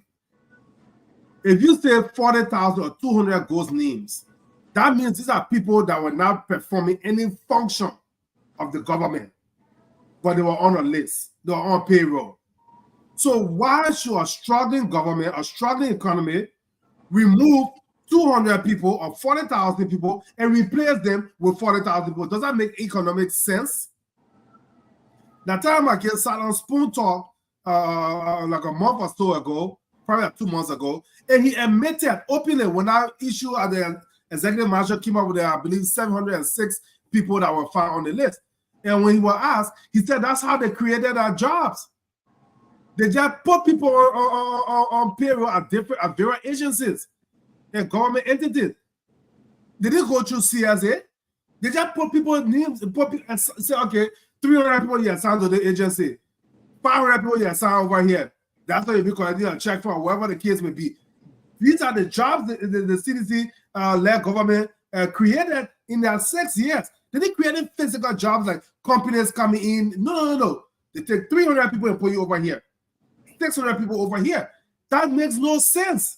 So when the new administration come in and they audit their payroll, the Vasco, name me one person, not just Vasco, don't say anything Vasco, I'll take my question back. But I want anybody to come up and say, okay, these 50 people say their name on the list, the government remove it from the list. I've not seen anybody come up. When they talk about 40,000 people, they talk about 200 people. I've never seen anybody come out and say, oh, I was among those 20 people that they removed my name. This is my paycheck I've been collecting on my pay stub, and this is my function. This is the job I've been doing for the last year or the last 3 months, blah, blah, blah. Nobody has come up to say they removed me from the list. So why should you say, oh, if you remove 40,000 people from the ghost list, replace them with real people? That makes zero sense. These people have no function anyway. Come on, man, let's be serious. Thank you. Today, whatever now, brother, last. We made this in that. Today, go ahead. On the 210 people, So, on the 210 ghost names. Basically, if you, that's what I said from my last positional statement. I say, the system will fight you. The startup code will fight you when you try to fix things, right? Because the system has been so convoluted to a point where that any good person that come that is system minded, that want to come and fix things, the old folks will fight you. That's like what we're talking about. So you talking about this dude came out and told the people that there are a bunch of people on payroll in various agencies that don't even report to work. Now, Vasco, I don't know about you, but if you had a company where your payroll were paying people that were not showing up to work, I don't know how your bottom line as a CEO or owner, I don't know how that company gonna pan out. That's just basic sense of Vasco. Nobody need to tell you that. And the dude did not say they were gonna take them off payroll. If you know you are dead, you are not a robot, you are not some kind of AI. Show to work. Let them know who you are. All right? That's exactly what this is. It's not taking food from people's table. If you know you're working for GSA, guess what? Go there with a credential. Let people know that Vasco works here. That's the only thing the guy said. But yeah, you guys trying to politicize the process. If you're paying people that are not doing something for you, Vasco, guess what? You're paying them free money. They are not rendering any service to the state, but yet you're paying them for not rendering nothing. Common sense. And to it said ghost name. So when you say ghost name, yeah, go ahead to it. Go ahead. I just want to make that clear. I know some point in fair that man honestly, don't man are taking pay. You know what I mean? Like, I mean, so many people are my own friends. I'm not gonna say that, pretend as if to say that stuff was not happening. You know, that's no secret. And look, that did not only happen on a job for the record. It happened on Ellen. That's something that's systemic in our country. And for all to move forward, for all to allocate budget, that's why when the budget are being allocated for areas, they don't get there because you know what? There are a lot of bottlenecks. These things go to places, nobody know who taking what, and you know. So now someone coming, the person trying to fix these things, then that person, guess what? They will fight that person, man. And that's why Vasco will come on Spoon TV to try to defend stuff. Vasco knew on the ghost list. Thank you, bro. Go ahead, division. Thank you. It became interesting. Vasco, don't mind it, man. Your name was never there. But I want to thank the CSA boss for the work he's doing. And the reason is simple. The entire human resource management process of our country, how people get jobs, how people are hired, what they do when they go to work, what's their daily report, what's their productivity, the whole issue about personnel deployment within the public sector, both public and private sector in Liberia, is something that needs to be looked at. And that's what he's doing. Because if you are, like the brother was saying, if you're supposed to report to work, many of the people who live in the US and other advanced places, you know that you need to go to work. When you go to work, you have a task, you have a goal. Because it's based on that goal, it's based on your tax and your productivity on the job the company is going to move forward.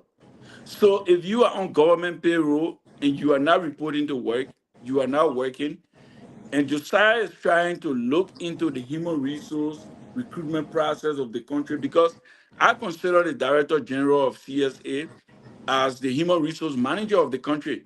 By right, civil servant, everyone's supposed to go through the process if you want to take a job. And the hiring process should be competitive, transparent, and people should be able to give results at their different positions.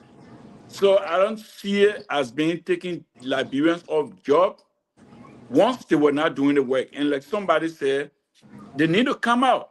If you think that you were actually reporting the work, you had a term of reference, and you were giving results, and your name is being removed, come and speak out, or reach out to people who you know will speak on your behalf.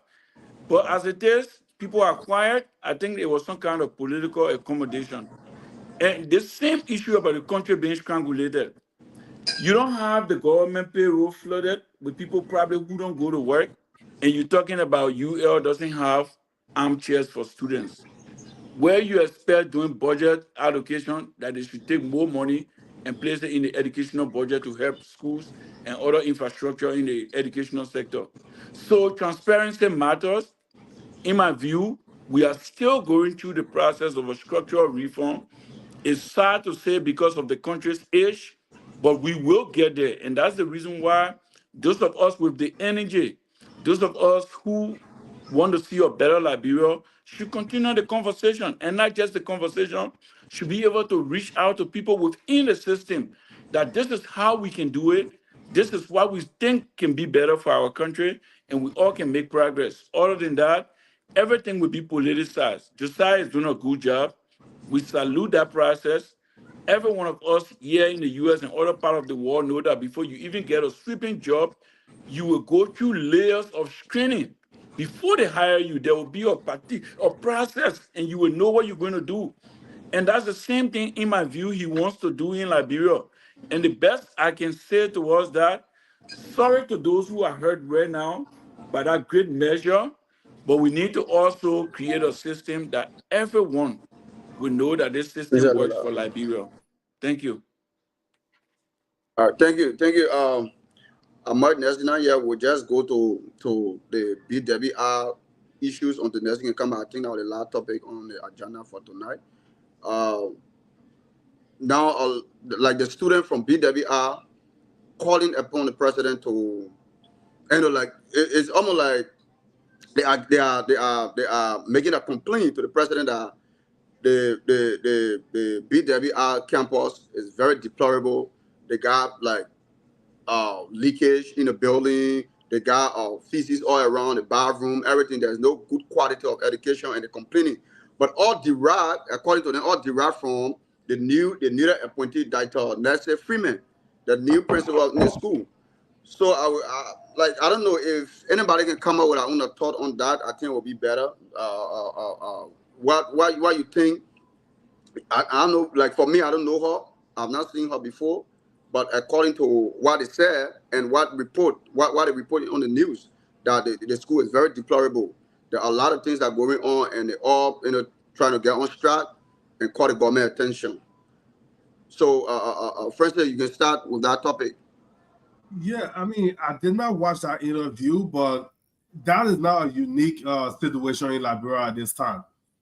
Every school, every public school you go to, not just in public school, because I remember in 2022 January when I visited Liberia, I went to my alma mater SDA on Camp Johnson Road.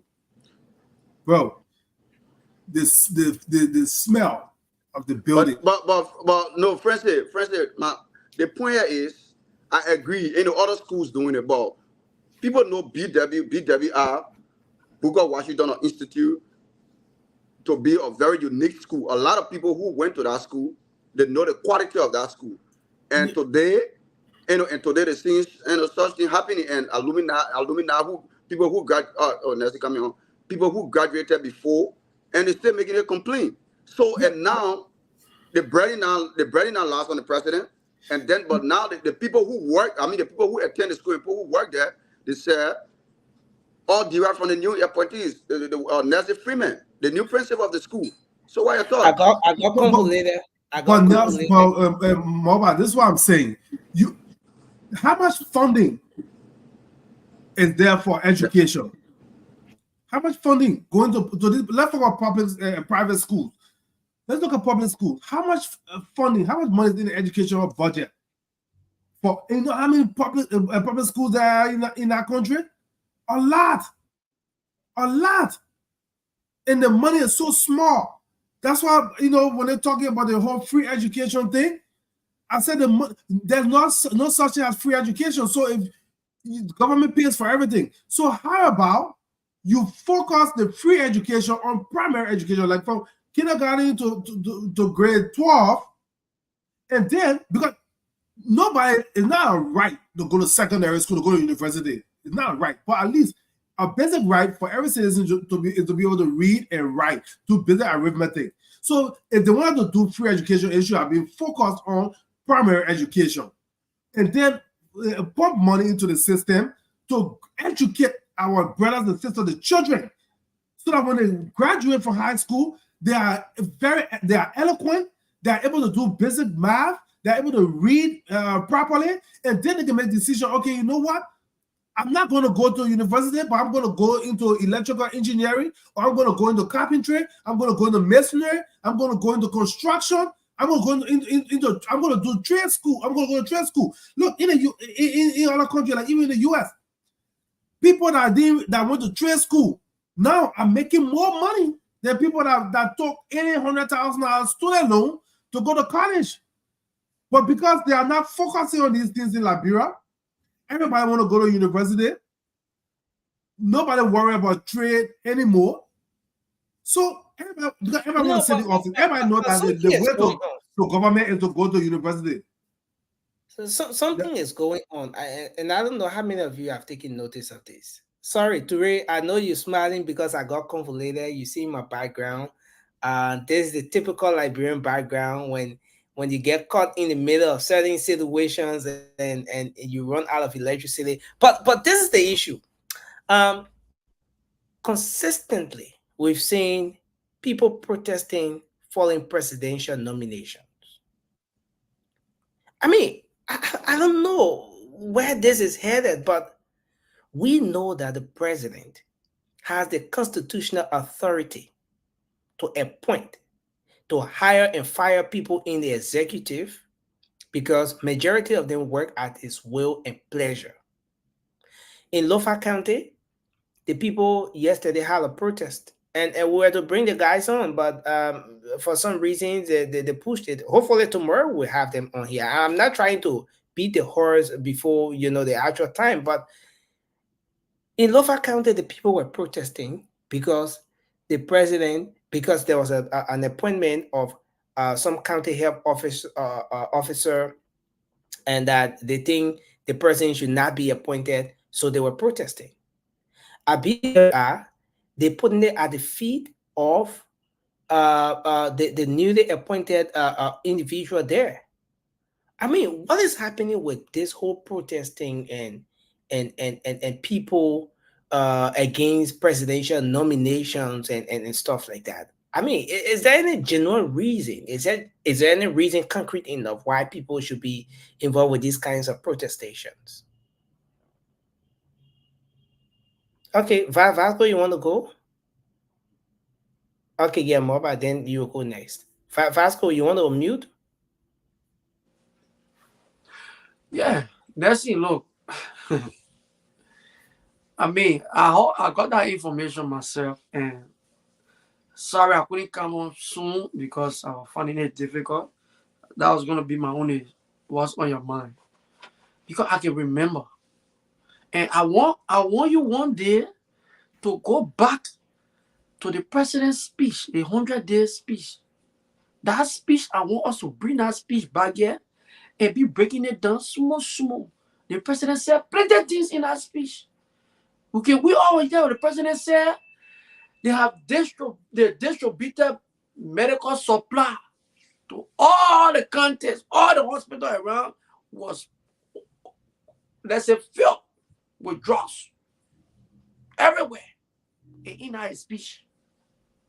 But today,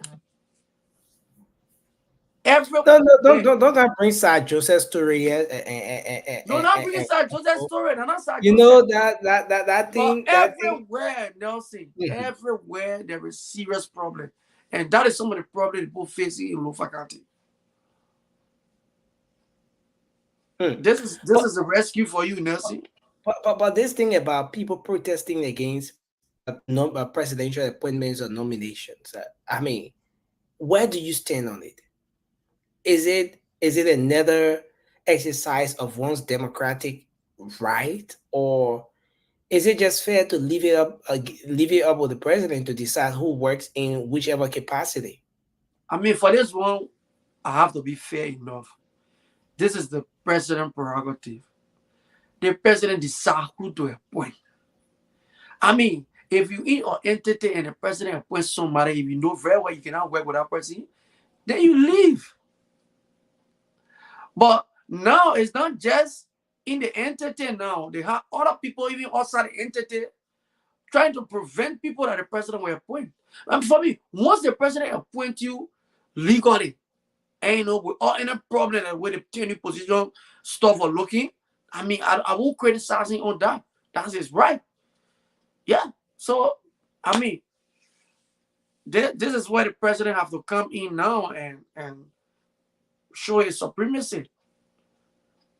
I mean, there should be certain action taken against people, because I know the people within those system that are fighting the president appointment, they stay there.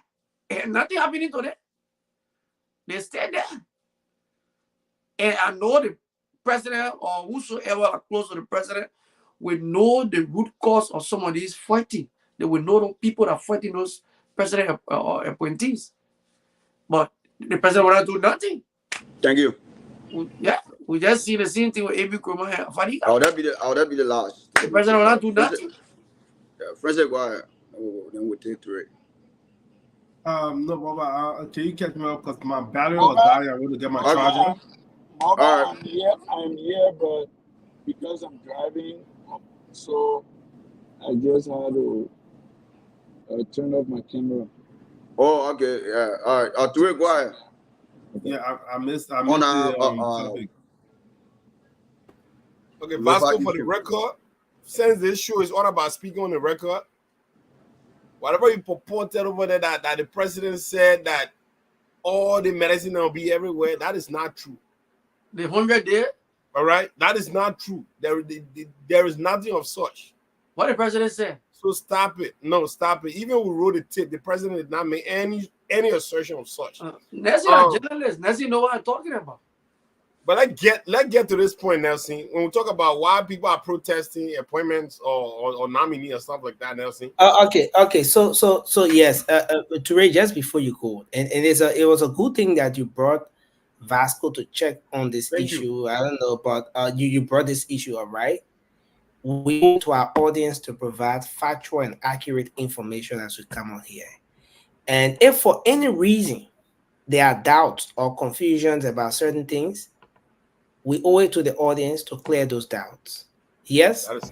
The president, in the 100 days deliverable speech, he did say that as of the time he was speaking, or as of the time he spoke, drugs were being distributed at various, what do they call it, depots or something? There's a word he used across the country at health facilities.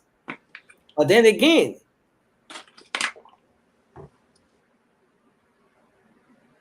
there were no drugs. Most of the places right now. Vasco, the system inauguration when he was speaking, so the drugs will just be there that see never drop. People that go to the hospital. Okay, but Mama, take over the show, please. All right, I was in flight. I was in flight. Go ahead. So look, tell me sorry. Talk about Vasco. I will go and authenticate whatever you said. And if hold on a second, if I find it, trust me, brother, I've done it before. I'll do it again. If I find anything, I will come here and I'll acknowledge it. All right. But even if that's true, people are going to hospital every day. They are receiving treatment. So drugs will run out. Is that still never dry? So look, let me say this. Moba, that was a very good question. If you see people are protesting nominee or appointments and stuff like that, is the fact that people know some of the actors or actresses that have been nominated to certain positions. And people found out that these people have any link connected to some of their suffering. Of course, they're going to protest it. All right. So, I mean, that is a natural phenomenon that people should have the right to do. And government job, it is not a right. It is a privilege. Okay? It is not any sense of birth entitlement, right, to work in government. So I don't want people crying because they nominated somebody and people cry, the president reconsider his position. Suppose you have issue out of it, right? Even with the Fadiga and necromancy tuition, right? It is a privilege. It's not a right.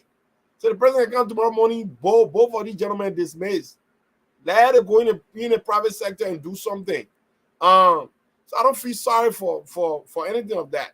But people should have the right to protest these things because there are people in our country that you and I, when we see them coming, anything near government job, will flag it out, right? That's it, right? Because when you abuse the people for so long, when the people see you coming near any government appointment position, people are going to flag these things out. So for people that are like young men like us, or at least all of us, we need to see this thing and say, you know what? When we get the opportunity some days tomorrow to serve government, we're going to go there with our best behavior. We're going to do our best. And not just do our best, but do our best by the people, for the people, and with the people, so that we can serve long, right? But you can't go and abuse the people, misappropriate funds and stuff like that. Then all of a sudden, when a newcomer again, they recycle politicians. When a newcomer then put protest, these people have problem with people protesting. Of course, when snake bite you, when you see snake, you're wrong. Yeah, thank you, Ture. Francis, ready, or I should go ahead? I mean, with the whole medication thing, Vasco, we want to talk about the president saying 100-day deliverable drug will be full of the country. Man, the thing is simple. The inauguration was on January 22nd, right? Even if there were medications delivered in the hospital, people are seeking treatment. Treatment I didn't receive in the last 6 years. They were receiving those treatments. So, of course, the medication drugs will run out. I mean, we need to just sit here and pray that our country is revitalized, especially when it comes to healthcare, security, and education. We always talk about this, but you don't come sit here and say, "Oh, the president lied about the hospital are full. What is medication at?" Yeah, if there was supply, they run out because people use them. So, I mean, I don't have much to say on this issue, but I just want to correct some of that's talking point that Vasco are throwing out there. Thank you. Look, Vasco, 1 minute. We're small, Vasco. We're small. Because you diverted, Vasco, first of all, you diverted the whole topic. Right? On the show, right? Yeah, but I think, in driving. I'm here. Yes, I'm here. You can hear me? Okay, then make your 1 or 2 input now, because normally we don't do it. We don't take people from behind the team, man. Yeah, because normally we don't do it. Okay, then I can leave. Yeah, we don't do it when you reach. Yep, come back on. Sure, I can, but can I make a short point before I leave you guys? Okay, no problem. Thank you. Then just make a short point. Yes, it's with this issue about people protesting nominations and all of that. I think it helps as well, and here's the reason why. From what we all know, not everyone that all nominated, that the president knows them personally. Some of these people are recommended. Some of them, they get their nomination or appointment out of all sort of stuff happen. Let me just say it that way. So when the president nominates you and there is a public outcry, here is what I think. I think the president takes the time to say to himself, okay, why is noise coming out of that place? Let me look into the matter and know who's that character. If he doesn't know the person, then it's going to bring out a lot of stuff. So it has its own good side because people should be able to protect their livelihood. You don't give authority to someone who you know is going to come right back to hurt you and harm you. So guys, we are sorry. I didn't know that's one of the rules of the show. I will leave for now. I was I'm trying to get home. Thank you so much. I'll give you guys once I reach. Okay. All right. Tue, just take over, let's say for like 15 minutes or 5 minutes, or Nelson called me. Let me answer a call quick, yeah? All right. Okay. So yeah. Vasco, you 30 seconds. Go ahead. Yeah. Francis, I never said during the president inauguration speech. You can remember when the 90 days, the 100 days came to an end, the president had a press conference or he spoke to the nation. Go back to that clip or even go on the Executive Marshal website. You will read the whole thing there. Go there right now. You see everything. The president said a lot of things. And most of the things he said in that speech, they are all lies. Lies. Plenty. That's what I was speaking of. I don't want you to how they call me now, but go back to there. They get it all right up there. Executive Marshal website. So Vasco, let me ask you. So Vasco, would you care just giving us three of the last since you said everything the president spoke on were all lies? I guess you can give us 3 or 2. Okay, the how you call it? The one I just told you about. Mm-hmm. That one of the lie. And then the second one, the rose. Vasco, wait, man. Look, the rose. Vasco, wait. When the president said, and to be quite honest, I'm interested now to really go and dig deeper into it. And when I get the fact, Vasco, I'll be on the show tomorrow by God's grace, by the grace of God, and I'll tell you exactly what that is. But when the president said, as I speak right now, their medication has been distributed right now. Now, my research will tell me if in fact those medication were distributed, as the president spoke of them, did the president talk about there will be no shortage of drugs under his administration? But first of all, these are stuff that you need to look at, Vasco. First of all, Vasco, that diverge the whole topic. Who carried drugs? The topic was people protesting, right? They got a lot of people protesting because they disenchanted in the people who they appointed as leader in a district or county. Right. And our brother Vasco that come and divert the whole topic, and everybody following it. Like, wow, they want to come and call it. No, I came to that. I spoke on that, but I just wanted to fleck it up. It was not part of the discussion. I was telling Nancy after I have made my research, I know that most of the things the president said during 100 days speech, they are all lies. But first of all, the people are not protesting because of medication. Now, the first place you lie. No, I'm not talking. I told you. Okay, but then why the medication issue shortage? That's side attraction. Sometimes we are going to discuss and you see, the man that come there and say, first of all, there was no protest that indicated that there was shortage of medication in the country. Nothing. Oh, you said the protest ever trying to walk, the protesting, the walking away. No, the protest the people talking about because the people the president appoint.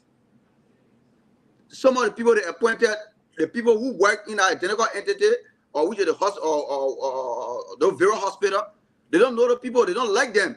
So they will come and say, I don't want to work with the president. And me to say they tell you, say no drugs in the hospital, they don't want to work. When you read the articles never indicate any medication shortage in the country. So don't come here. Serious. My man, go check. No, like under the Sakumo tree. Under the Sakumo tree, that news coming from. Not from the Ministry of Information. Let me progress before Vasco come and yeah. So let me give my 1 or 2 cents on our whole protest issue. Look. first of all, we all came here the last time we talked about the president, carrying of his investigation on before appointing anybody. I think the president making an error on those issues because half of the people, like majority of the people there, the president appointing to this various or ministries or entity, people are complaining. People say they want to work with the people because half of the people are corrupt. Some of them don't know the job. Some of them are competent to lead them. So we call it upon the president. My own input on the topic. We call it upon the president to revisit half of the people they appointed, to revisit his appointees and make sure half of the people let it be qualified. Make sure let it do the Liberian people work accordingly. Let our background be clean. If not, let him change them. Because end of the day, the people who working with those people, Joseph Bagana working with those people, the people who working with those people is the people who there. They know the people who they're working with. They know their character.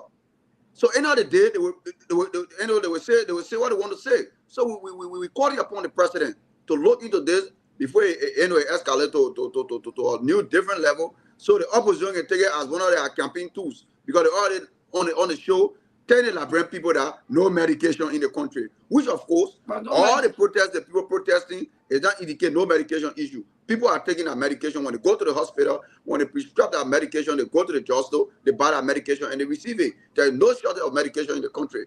So nobody protesting in the country for medication. The protest is about dissatisfaction in people who are appointed by the president. Thank you. Okay, so we'll just move to do our closing now. Can we? Okay, so let's take a few calls. Ture, you want to put your number up for the phone lines? Okay, so Ture will get the number up. I will also pull up the WhatsApp number as well. So you can call us now on WhatsApp, or if you want to place a direct call, you can call on the number provided there by Ture, and then you can make your input on the conversation tonight. So you for WhatsApp, you can call us on the WhatsApp number. Let me just pull it up. This is the WhatsApp number you can call, and Ture has his. I think I should just add this to the number here and then pin it up at my number right there, 267-648-9692. 267-648-9692. Call and have your say. Okay, let me do some edit to this. So folks, you can call now and make your input. So Ture is what? 2676 648 9692.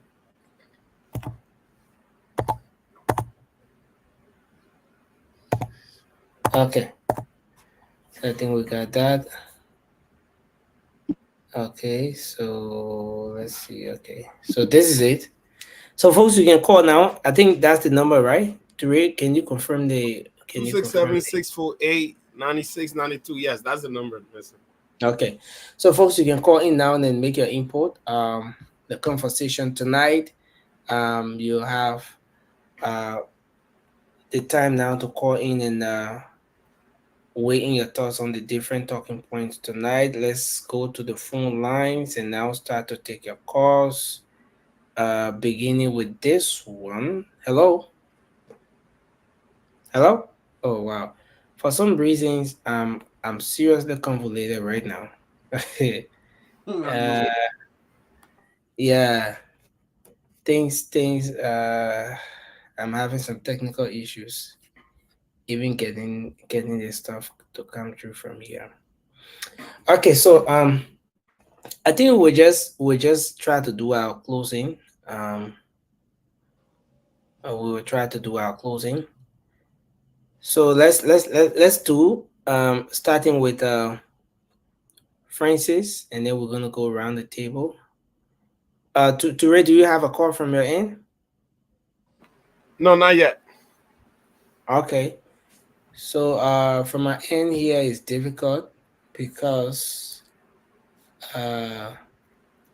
taking any call now would interfere with a lot here. Of So the system because you are not in studio. yeah, All right, and then I got one call now. okay, so yeah, you can take your call. Oh, but I call her drop. Oh, okay. Yeah, I call her. Hopefully it's not a female trying to call. Well, just for now, but my line automatically go off after the show anyway. Yeah, and I like that. That number is only for the call, the show now. Right after the show, you call to Ray. You're not getting on that number. Just for the record. Yeah. So I think we can do our closing. Tomorrow we'll have a better setup and time and everything for more calls, but tonight it's kind of difficult. Yeah. So we can do our closing. So, but just before we do that, I want to say to the folks listening to us that again, we on Saturday we'll be doing the final draw for the smoke alarms, and so you still have up until we have a call here. I'm gonna keep this call on the line for a bit, just so I conclude this announcement. So we're gonna have the draw for the. But next thing I got one call off. Or you have a call there too. Yeah, let's just put the call on. Let's hold it for a while. So the draw for the smoke alarm will be on Saturday. So we will start to take. Hold on. Okay, so let's bring the callers through, and then after that Okay, caller. Can you reduce your monitor, please? Can you just? Should I call up now? Nah, just because I'll. You're okay now. The person is okay now. You good now? Go ahead. What's your name and where you calling from? Yeah, I'm calling from Dallas, Texas. Dallas, Texas. And what's your name? Benedict Leakma Jr. All right, go ahead, Mr. Benedict. Yeah, I follow you guys tonight. That brother called Vafi. The same summer. Jackson and do that energy each time when people discussing something very serious, they all go on the opposite side. And making for talk show people to get stressed more than not to listen to your talk show. You want to see because when I'm going to see your writing, you're talking the negative. I can't believe that I was doing my own man. The old man, when we expected to do the same he wants. Start to honor those people in the field. He is set up now, he not even give the asset to declare agent. So how we going to show the asset? So what happened is that thing. So if they talk to owner brothers, the first one in America, if they us get for a voter brothers, come bigger thing in Liberia. So I'm breaking it. You're talking to owner and declare asset with them. They all the guys. That's the only our company to go. Thank you. All right, brother. Thank you so very much Thank you. So let me take the call from my end here to Ray. Hello, you're live. Your name and where you call from? Yeah, hello, Nels. This is Saturday Yalate. Yes, sir, Mr. Yalate. It's good to have you on the show tonight, sir. Yes, I've been listening to you guys and been watching as well. And hi to all the guys on the panel there this night. More especially what I want to weigh in is concerning the phone that's supposed to be the birds to the House of Representatives. Yeah. I think the finance administration they should make effort to give those people their own money, regardless of whatever people may judge them on. But they have to do what they have to do. Just remember, recently we all been talking that they send it on their retrieve, right? And so they too need to go on their retreat until we have a referendum to change things. for people to sign on those people that their entitlement. So they need to get it. And I heard one brother was talking about working with Fonanti Kofa. I believe Fonanti Kofa is a good man. And if the finance minister would be taking care of the upper house and not taking care of the lower house, that is very wrong. So and that would be a problem for Liberia, because investor would say, hey, this place is not settled. And we need investment in that country for people to get to work. Thank you. Thank you. Thank you very much. Great caller. So Nazi in some situation he can't handle. Yeah, I'm in a serious situation now. So, but we have to wrap up now. So, yeah. So I was just saying that the smoke alarm will take the draw will be on Saturday. So please, folks, you can reach out to Francis. It's $50 per slot, and once you do that, you get entered into the raffle draw. The PS5 is still up, and somebody will be winning that. But the goal here, yes, so that's the PS5. You see, they're brand new, never been used. But the goal here is to help save lives. And so we are hopeful that folks out there can reach out to Francis. We need 25 people to get at least 1,000 smoke alarms. The number is not encouraging yet. So please buy into the draw and let's have a great one on Saturday. Next thing is the late night show. We're open to sponsorship, to partnership, and if you're out there, you have a business, you want to sponsor the late night show, you can reach out to any of us here, any of us on set here, and let's start the conversation from there. This is a great platform and a unique space where we can do business as well. So we want to now move to our closing. We'll start with Francis, Vasco, Toure, and Morvan. Yeah. So just to continue from what Nelson stopped, he talked about the raffle draw on Saturday. But we are looking for a minimum of 25 people to buy into the raffle, $50 per person. So far, I've received money from 3 people. So 3 people, but that's 4 slots. Because one person bought 2 slots, and another person bought 1, and another person bought 1. So if we do not hit our minimum target of 25 people, like I said on Monday, I will give back those people their money. Those that bought into the raffle, I will give back that money, and we will continue to raise funds as we've been doing. Right now, I have about 148 smoke alarms in my possession, and I have ordered a few more that will be coming in the coming days. But I mean, we are hoping that all of our folks, viewers in the US and other places that are following us, that will help out. Some of these smoke alarm cost about $7 and change. They're not expensive. So even if you cannot buy into the raffle, you can contribute $15, $20, $5, whatever amount you can contribute. We will add it up and buy the smoke alarm. Our goal is to hit 1,000 smoke alarm. And we are focusing on Montserrat County because that's where we have a lot of the fire disaster. But even if we raise 1,000 smoke alarm, give you 100 smoke alarm to a district, that's 10 districts, and we have 17 districts in Montserrat. But for now, we are just looking at 1,000 smoke alarm. I know we can do more, but we are hoping that all of us, including our viewers, will be able to contribute towards this process, because it's not going to stop the fire, but it'll give our people a fighting chance. Early warning will save life, because most of the people that died in the fire, they were sleeping. They were not aware that the houses were on fire until it was too late. The exits were blocked. But we all know that when you have a working smoke alarm in your house, as soon as the smoke hit that alarm, it's gonna go off, and it will, before the fire even get crazy, you already know that there's fire in your house, and you'll be able to put it out, or you'll be able to escape with your lives. That's what we are trying to do here. So please help us help our people in Liberia. Thank you.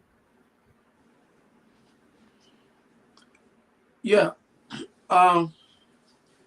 For me, I just want to close like this on prevailing situation in our country. I mean, the people, the country is so hard. The people are suffering. This is not what we expected.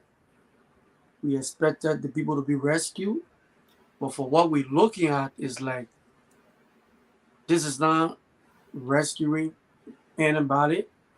Things are so tough on our people. And I want you in if you're in Liberia, ask yourself. This was the same question we're asking you people. Is your life better off now than 12 years ago? They were asking you guys that question. But now I want to ask you, is your life better now than 6 months ago when George was president and Joseph Boga president? How your life looking? And this is a lesson for Liberians. Always be satisfied sometimes with what you have. Always be satisfied with what you have.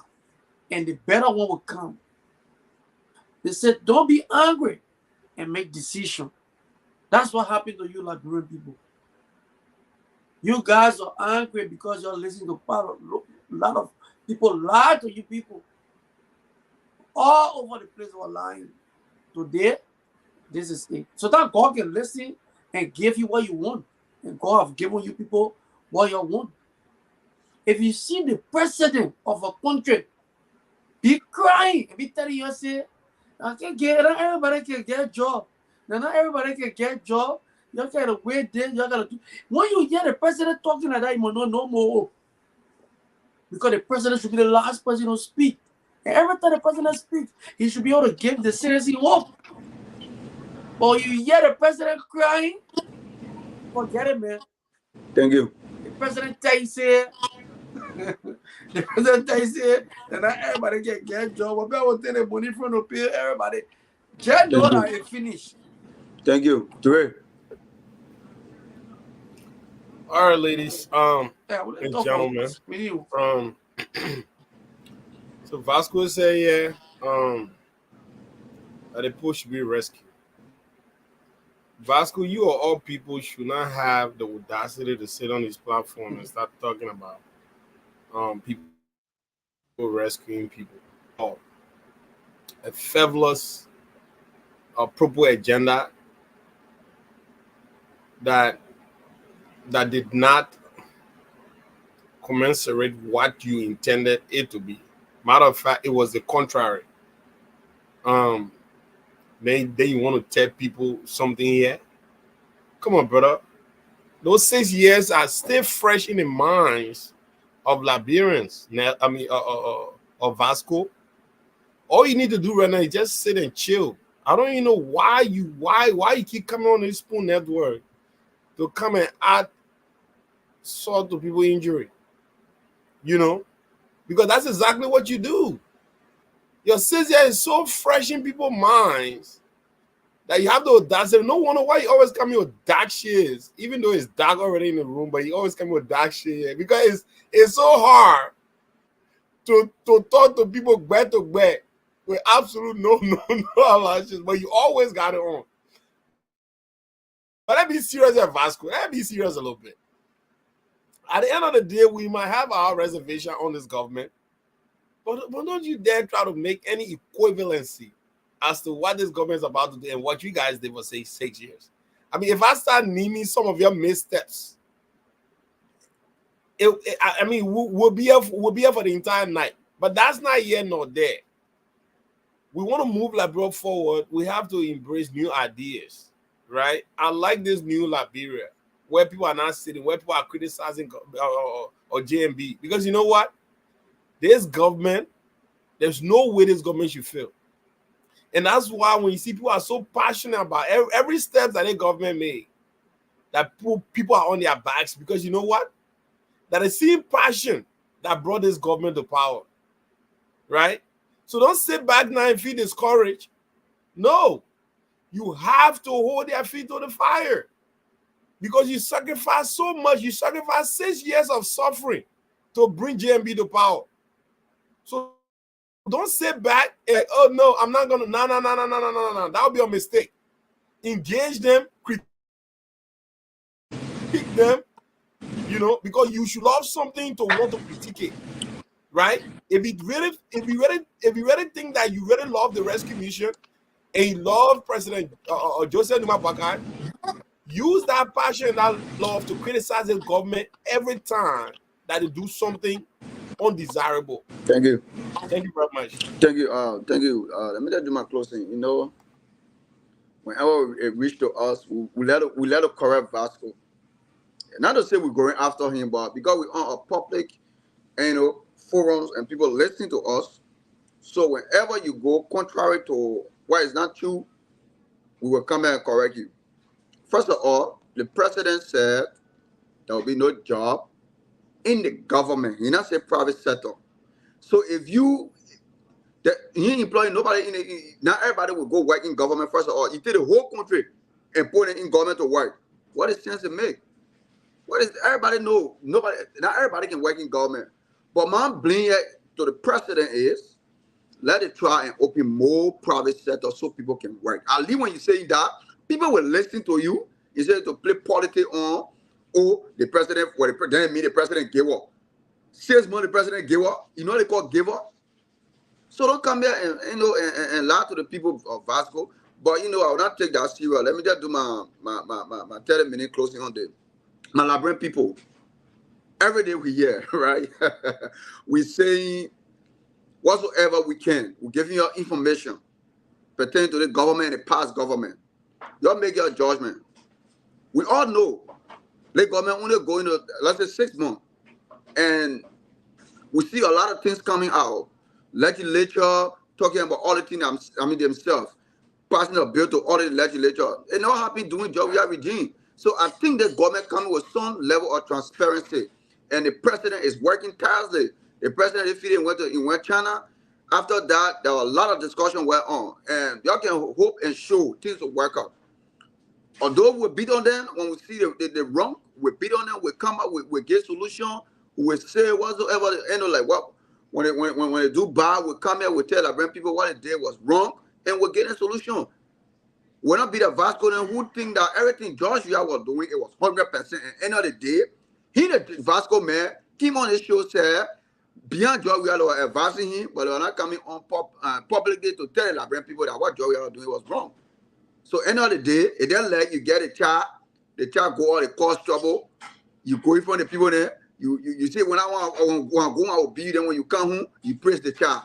So you making that child Moses to want to cause more trouble, to go and join on top against her. End of the day, that child end up impressing, then they will say, oh, that no, because you are the one who are pampering that child. That's what happened to George Weah today. All the people that are around him pressing him, Baku, you strong. The best president for 1847. You the only man that changed the country. All the one that fallacy, lying to him. You think how we will beat the JMB? No. We for the Liberian people, we're not for JMB. People who support George Weah, for George Weah, they're not for Liberia. They're not for Liberians. But for us, I'm not we support JMB, but for Liberians. So end of the day, we have to speak truth to power. You see me? A few months ago, I was blasting at the government, the president, appointing people. You were not appointing people who fought in the struggle. At the end of the day, people say, oh, you right, but I was saying my mind because I understand that at the end of the day, those people, they use their finance and also their time and resources to get the president to where he is today. Although everybody can get a job in the government, we agree to that. Everybody can work in government.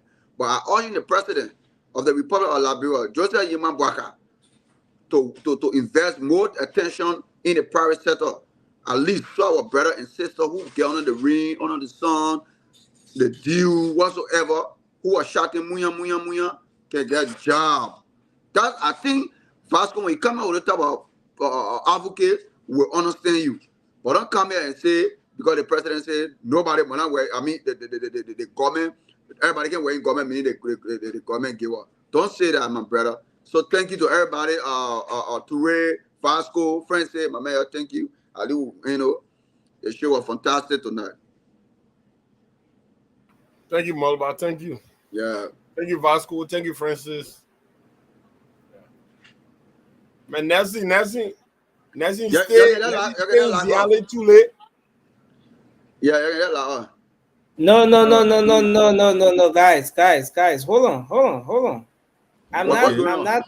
I'm not in that. I'm not in that kind of convoluted situation as you may imagine. You know, Toure tried to convolute things. He's putting Vasco. He's using his entire closing to respond to Vasco. Look, you guys on the show, Vasco just told me that he's recruiting 5 citizens. He bringing them on the show. Don't make Vasco, a he said, when correction guys tonight. coming.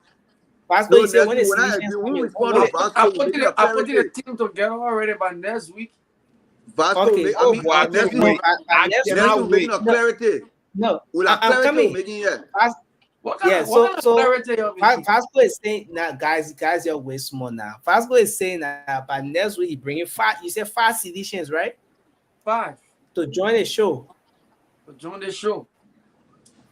We'll be teaching. To be a regular panelist. Yeah, the basically bringing 5. No, that's good. That's good. I don't want that debate crap you were talking about. If you're bringing them to stay, let them come and stay. They feel that you just ran away from the chat room or that on small thing you run away. No, Vasco, I don't have talent to argue with you. I don't have here's the thing, guys. I like that phrase. The many argument, I get no hate, no tea. Here's the thing, guys. It's gonna be a beautiful one. With I like it though.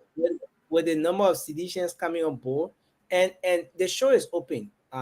You just have to reach out. A lot of fly Vasco talking about. You're not getting no fast edition anywhere to bring them. What are you talking so? I get whole chat room. Vasco is bringing some very sound seditions, push the argument. But Toure, here's the thing. And we've always said to the guys, people can come on. If you watch the show regularly and you're interested in joining the panel, reach out to Toure, reach out to Vasco, reach out to Francis. Come on. It's about the country. Look, this is a platform that is elevating. It's going to elevate even more the young voices in Liberia. This is where the young people have a voice. So y'all come on. Some of y'all be sitting, you're watching Vasco, you're getting angry with him. Y'all come on. Hello, and Nelson, let me say this. He did understand Vasco now. Are you so? Nelson, let me say this. I think we all can admit what the platform have done for some of us is to actually, provide a space where we can self-critique, right? Where we can actually learn a form of public speaking, because it's not an easy thing. There are a lot of people in the comment section that want to come and do what we do, but it's not an easy thing. You're right. To come here and be on radio. I'm talking about national radio, right? Where your relative will call you in the morning and say, "My man, I heard your voice on the show." You know what I mean? Like, that's a big deal. And I don't take that lightly. You know what I mean? So in essence, this platform is giving us, a great PR for some of us. Like when I went to Liberia, after not being there for a very long time, people could actually see me in the street and recognize me from Spoon Midnight. You know what I'm saying? Like, that's that in itself, we are contributing to national building. And that's true. In fact, you'll be shocked to know that sometimes when I just go out on our regular stuff, maybe sometimes at the Senate or on some media functions, you'll come across people who will literally say everything we do step by step on the show every single night. They will start to side conversation, and sometimes I'm even lost.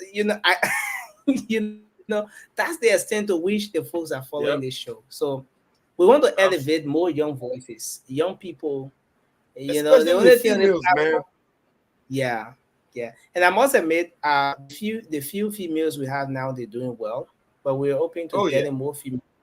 We're not into the drama thing, Amy, Shirley, Marie, how How do you call our sister, man? Cora, Steam Bange, and exactly. Yeah, all of them. They're doing well. But you know, at the end of the day, Maggie. This is Maggie has been a long time. I know it really has. You know, in fact, let's do something. Francie, I know you want go on shift now, right? You want to go on duty now? I gotta go wash my baby bottles, man, and sanitize them tonight. You can be washing the bottle. Very nice shit with these newborn, man. And I use it, my man. We've been there. Make it eat, my man. Make it eat like an uncle. Man, we've been there. Been there, my man. Been there, done that. That's thing I can see the chat. I see the mom. Guys, let's do this. Hello, Maggie. Jesus, let me call Maggie. How are you? I know. Is your microphone all correct today?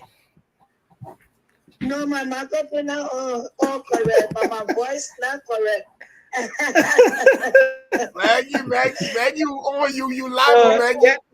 Yeah, just to let you know, you're live on the show. We haven't seen you in a while. We're live on the late night show right now, so we thought to call Maggie. Why you do this to me? We're gonna miss you, Maggie. So we told the people that. What a surprising at this. Yeah, Maggie, that the folks here say they miss you, and yes, they look forward to seeing you very soon. And yeah, so we thought to touch base with you, Maggie. Your best friend Vasco is here. He's waiting for the holy water. That's you can remember. I told you I said my present on this show. Most of the people escape. Look, that's not I said my present on this show. They feel there. I'm running away in the chat room. Give you all day. That's you. Vasco, that's Sonia about Sidisha, right? Yeah.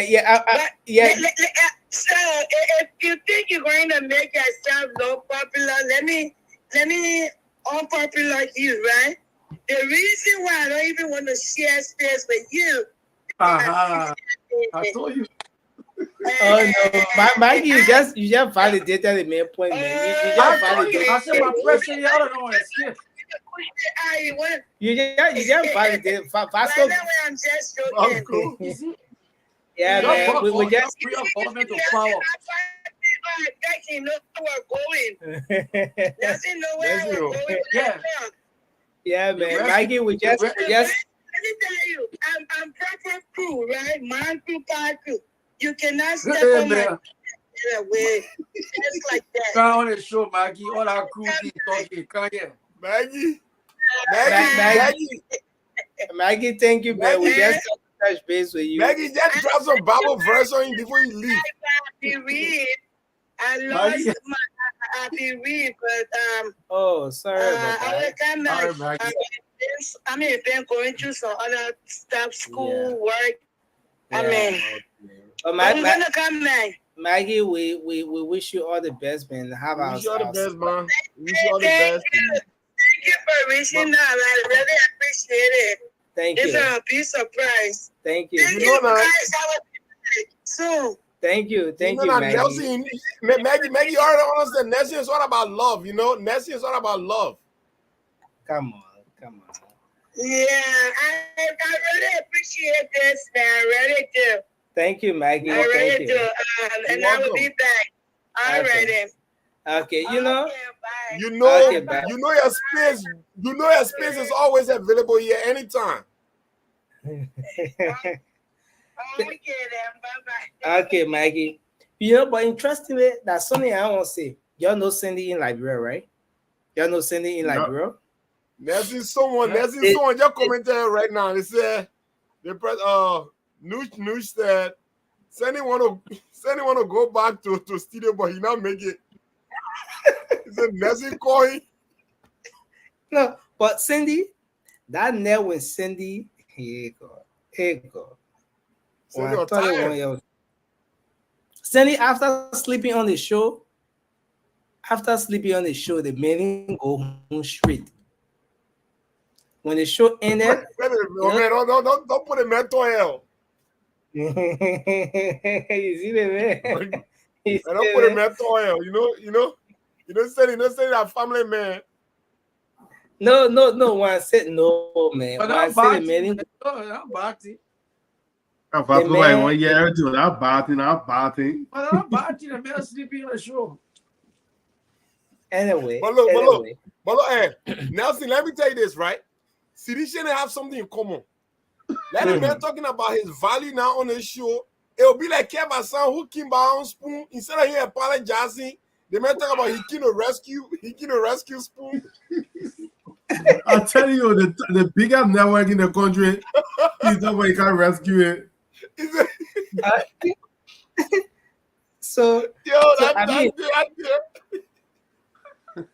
is interesting.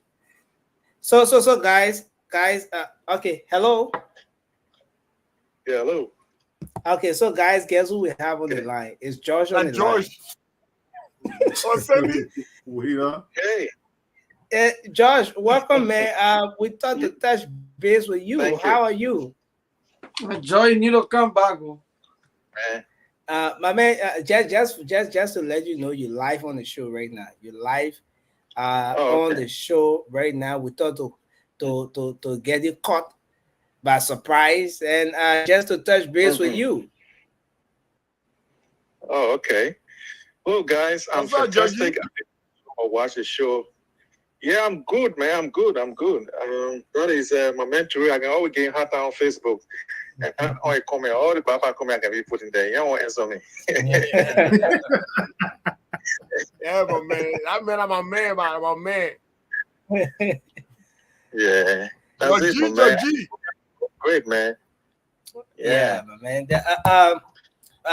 Francis said he has so much pepper and you couldn't stand the pepper. You had to escape. You know, Francis won the battle. Listen, Francis, at George one time. Everybody run away. I made George run away. Yeah. Guys, look, they open law. Johnny run away. Hey, my man, they mad. I swear I'm man. We have law for this one country and in different ways, you know. Certainly. Yeah, man. So, guys, you continue your job. You are doing great. It's just that I just get every time I listen to the news or hear things from Liberia. It's just so unfortunate that President Bouaka is not doing enough. Come on, Josh. We here for that politics there, man. We finish with the show. We get chilly now. You want to bring all the way. But Nelson, let me just say this thing quickly. Which country in the world can you see your prisoner giving news conference with a coat suit, with a lipstick on? I mean, you guys destroying the justice system in our country. There will be no faith in our system. Why other people cannot even get food to eat in a prison compound? They are allowing this lady, even though she's been convicted, she is having a press conference and the government, and she's sitting down with a coat suit on with a lipstick. Guys, we are not doing good for our country. We will say it in so many ways. Look, we all love Liberia and we want to express it in our little ways we can. But it's just so disheartening, guys.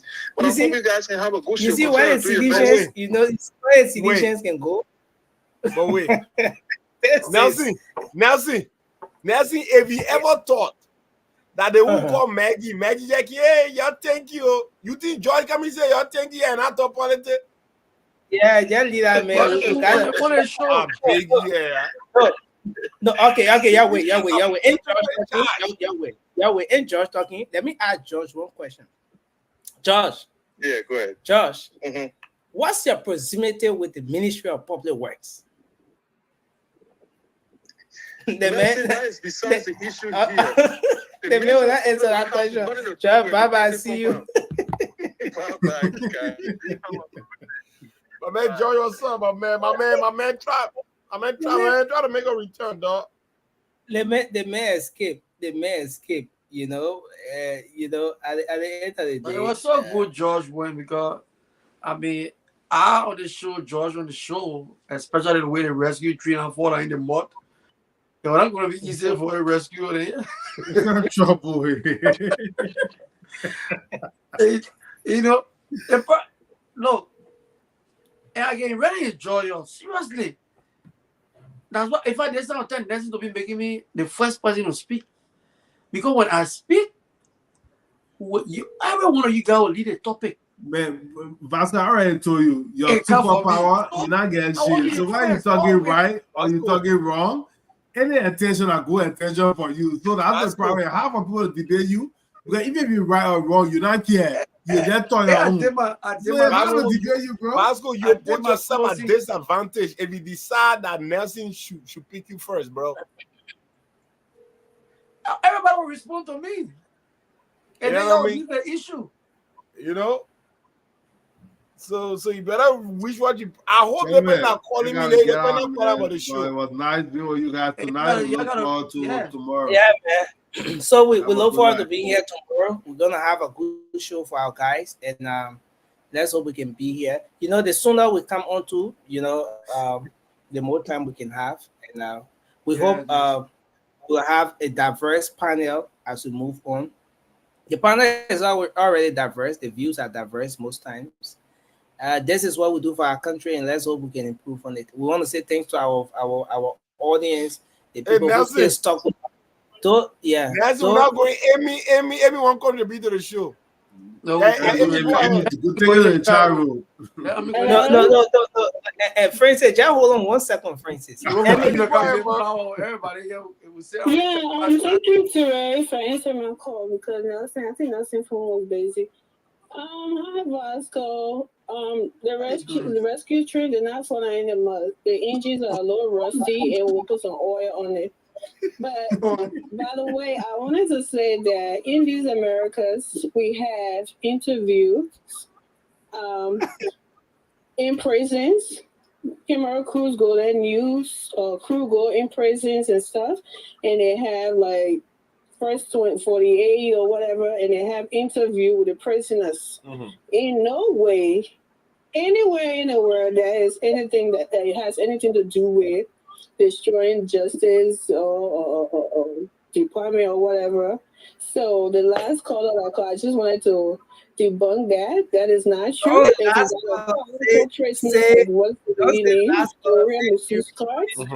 And there's rumors out here about her.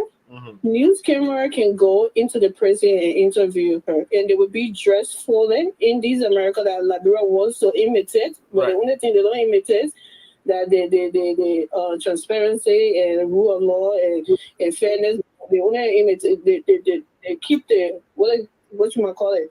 They keep all the corruption. Because they make it public in Liberia, but everything they won't be that America. Only that one part they didn't get straight yet. But yes, it does happen. People go into prisons, into jails, and interview prisoners. It has nothing to do with ruling any justice system or anything like that. So our people are listening on the radio. I just thought I'd make that more clarity. We put them on our train tires and rusted something, and it'll be up in the sun.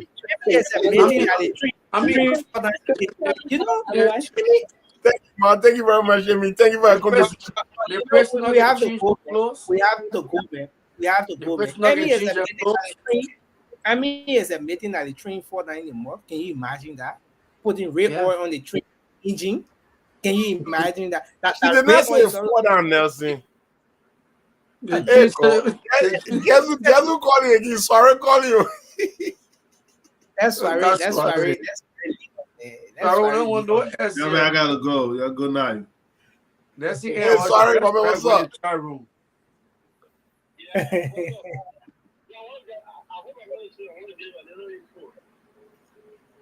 There you go. The man land trouble. Thank you. I've been internet always trouble. Internet is always bad. But Segu Donzo joining. I'm on the show. What's up? Yeah, thank you, brother. You know, there's one thing I like about. Let me just have with you guys. Nancy, Francis, and Vasco. There's one thing I like about Amy. You know, she's always a clear balance when it comes to giving a business issue. And I mean, somebody that called Nothing just start to make somebody feel happy how they are going, have something to show. Then the guy just call you up for politics and make you saying the people.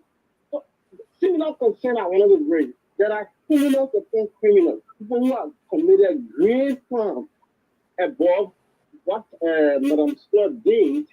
Basically, they have been interviewed. Right. And this concession of people there about jail age, when you be in jail, you should be marketed, you be handled like ain't no wrong. I mean, it's not like that. It doesn't work like that. Yeah. International people who are in prison should be given some level of level of rights. I mean, you cannot be physically speaking by hand on the right. So we're seeing it all around the place. You talk about Jackson, they talk about other great leaders that have committed crimes upon them. And they are just completed. So that's what I want to say. But I think it's a good thing that we're always at the back watching these conversations. Nelson, you have to address certain issues. But I will not say it now because you're my brother. Sorry, we'll put more Nelson. You're my brother, but I think it's a good conversation. We all at the back watching these things there. My man, y'all you